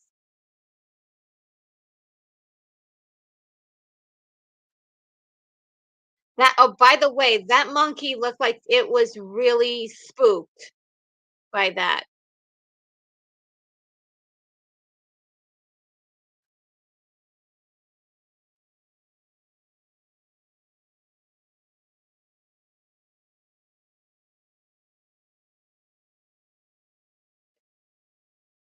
I think the only thing missing from this dragon is that it's not a fire-breathing dragon. That would really up the intensity.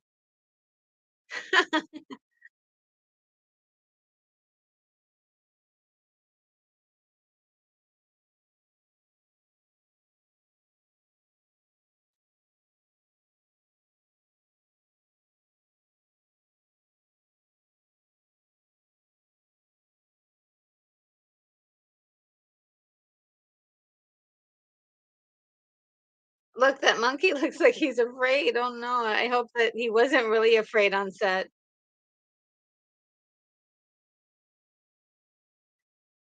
Jax has stabbed that thing so many times already, and it's still going.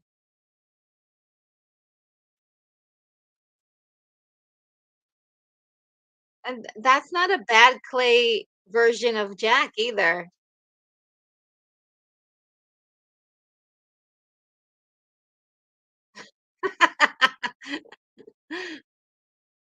Get him, Jack.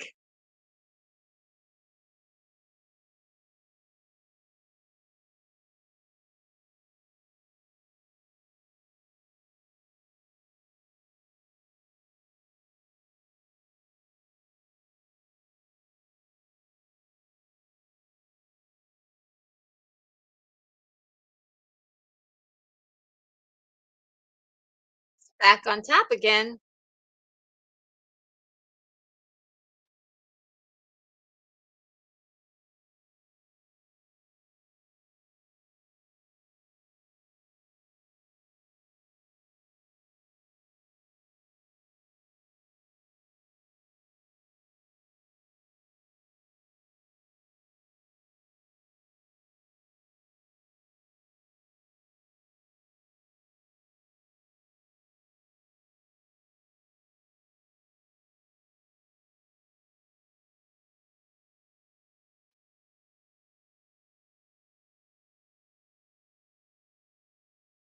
Oh, oh, everybody's gone. Yeah.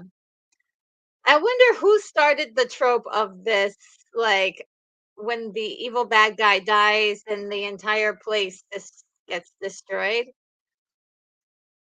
Where's the first iteration of that? That's so cool.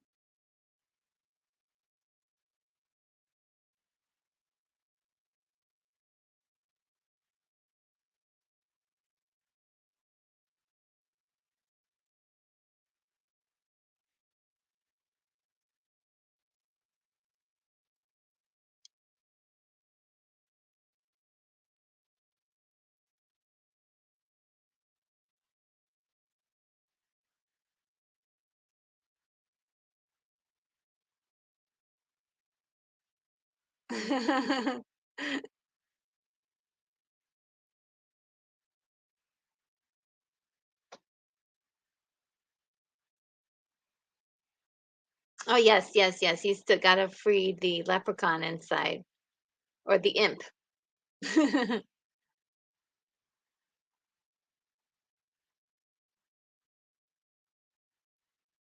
Yeah.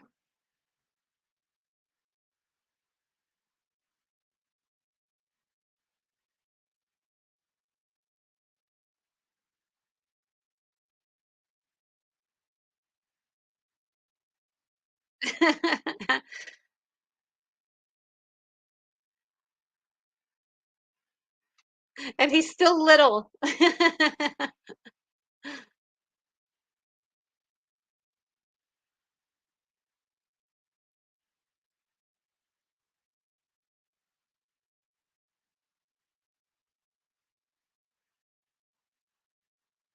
Aw.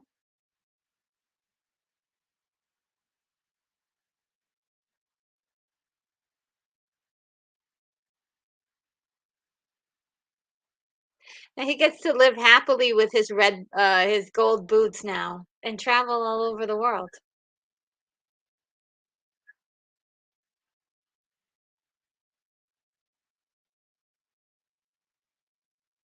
Aw.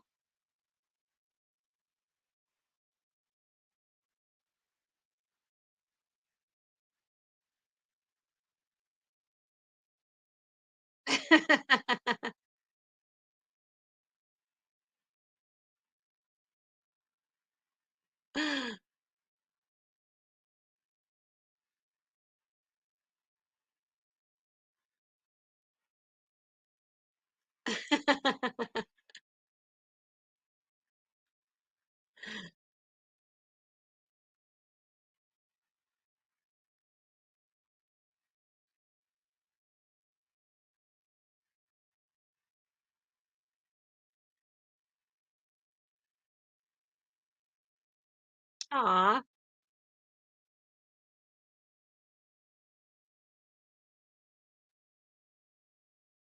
Aw, I'm gonna get teary-eyed. Look, classic happy ending. Oh, yes.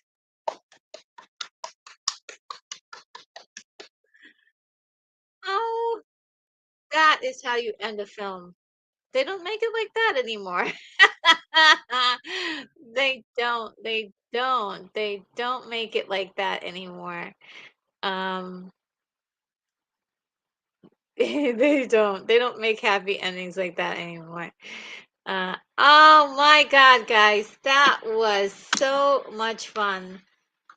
Uh, if I was a little quiet, this time, it was because my goodness, the visuals on that is just really, really good. I do love all of the visuals on this in this movie. And yes, some of the visuals were, not as great as they are today as far as realism is concerned. They still look, endeared us to that incredible fantasy that, the fantasy of seeing something that was magical. I don't know, I just love it. Just love it. Let's see what you guys are saying in the chit chat. I'm gonna go up a little um bit and see uh uh William Curry says, "Oh, that's actually a clever way to throw Jack off more even to that she's a traitor." Yeah, I love you know, really how it was like she was a bad guy. We knew, but he didn't know, and it was almost like, oh, sometimes I wish we didn't know, but then we wouldn't be able to see that awesome costume that she had, and yeah, she was just seriously evil, um, and it was just beautiful. Just beautiful.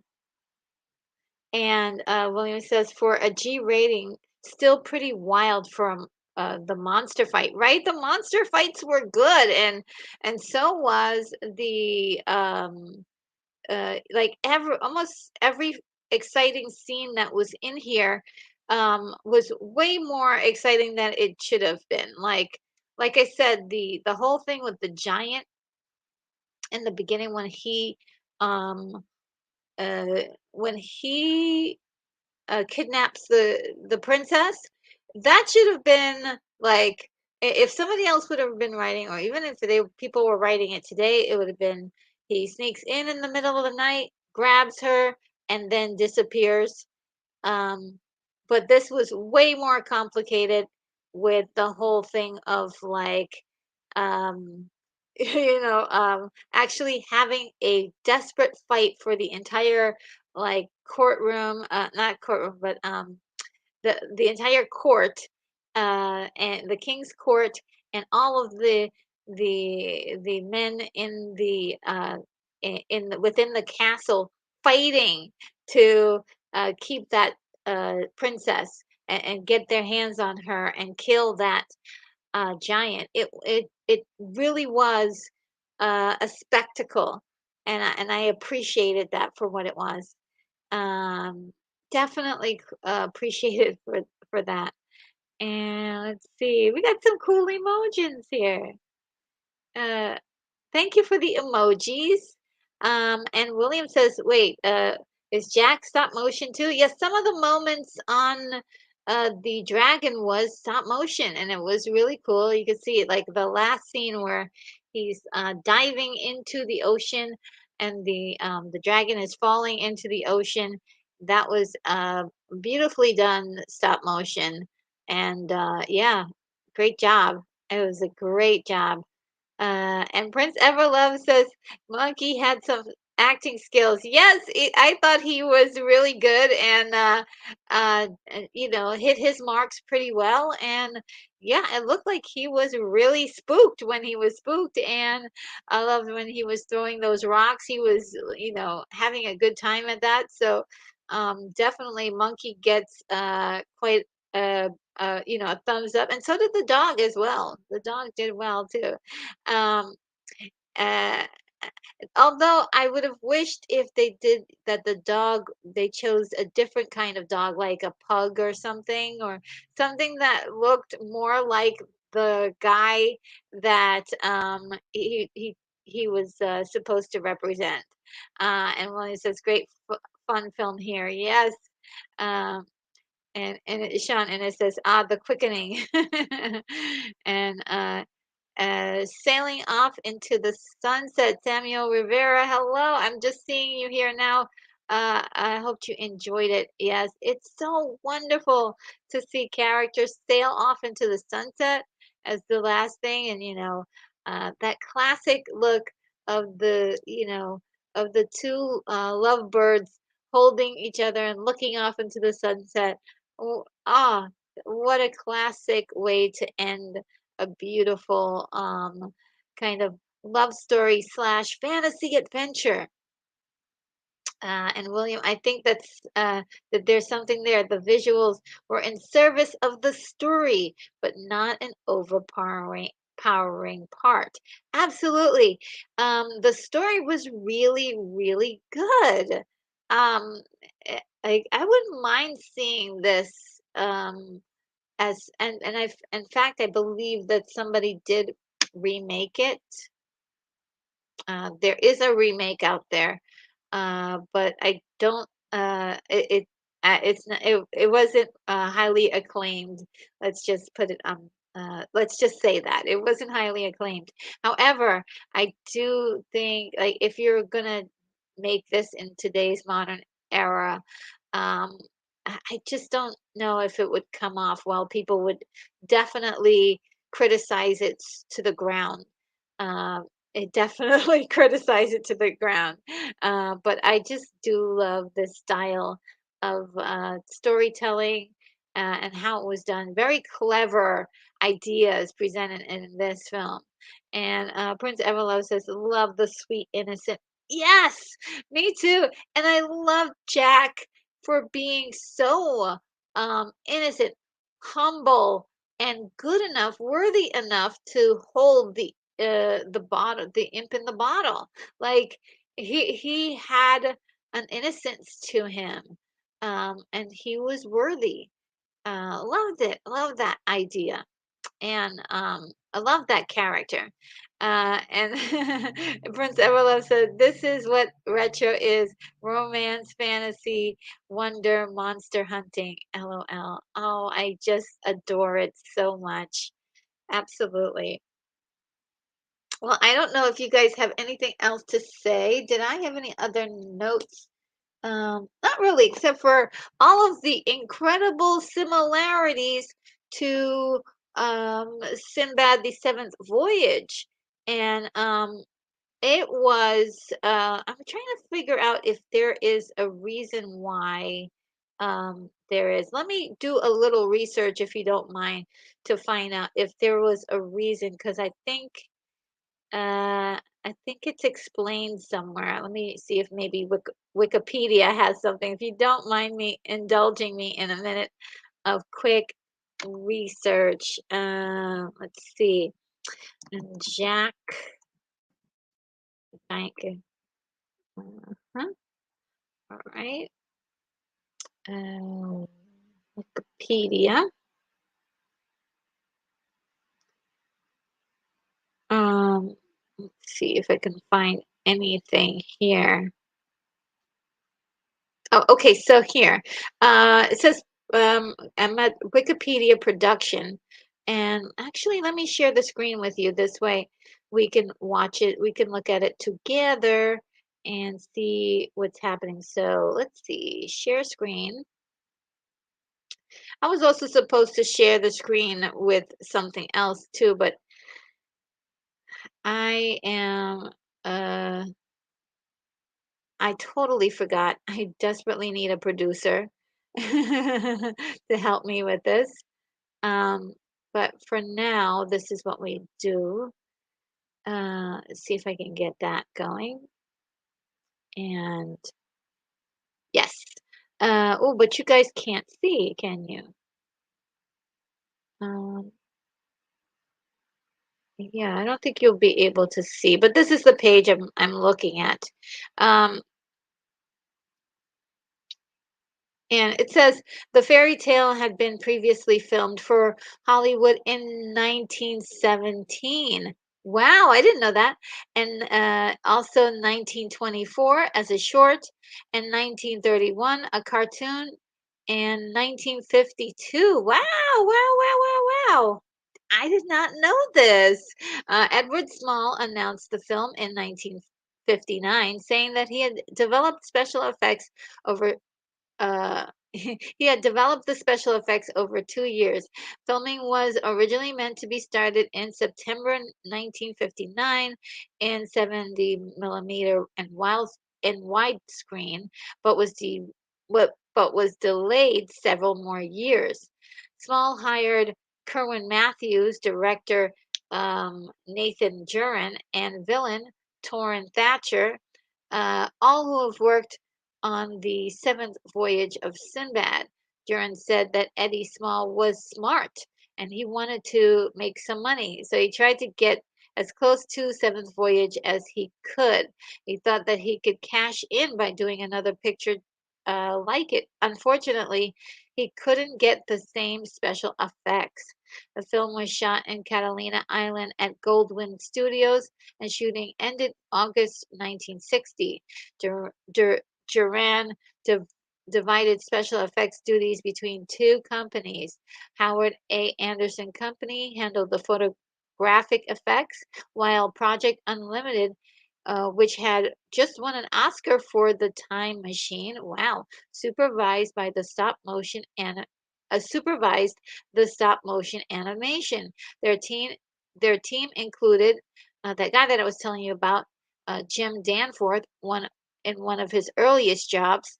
Post-production work took 10 months, meaning the film was not released until 1962. film rights would be litigated years later, and a musical version of the story was later released. Very interesting. Yes, I remember hearing about a a um a musical version of this, which I am just like, really? They try to do a musical version of this movie? Okay. So yeah, I think this is quite fascinating. There so there was some legal litigation involved in the similarities in the two movies, and in order to work it out, it looks like they did that musical as well. But I do believe that this story has so many unique qualities, and it's just a wonderful fantasy romp. And once again, the costumes in this film, the costumes and makeup were very, very good, and had lent itself to a very theatrical theater feel to it, right? It feels like something that you would have seen and play out in a theater, but also has this larger than life feel with the creative. Um, a fantasy element. Just loved it so much. Oh, guys, I could go on and on about this, but loved it, loved it, loved it.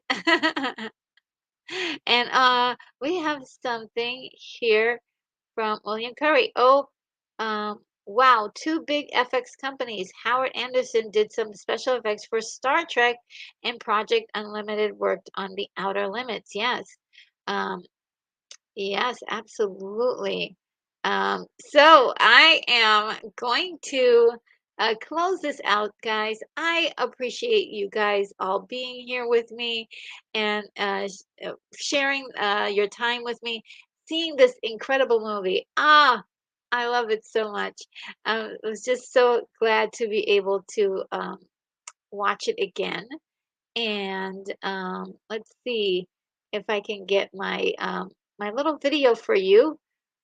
It's a little video that I made for the outro, in which we can talk amongst our friends, say goodbye to the friends we have, say goodbye to the friends that we made, and definitely. Any last words, comments about retro movies, any suggestions, and any things that you might want to say to me, go ahead and leave it in the chat, or do so in the comments for the replay.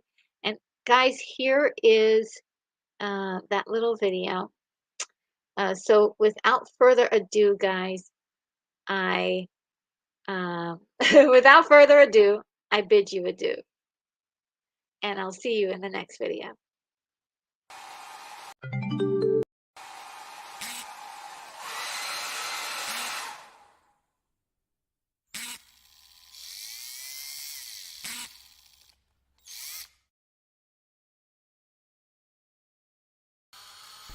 Retro Nerd Girl, you are clear for takeoff.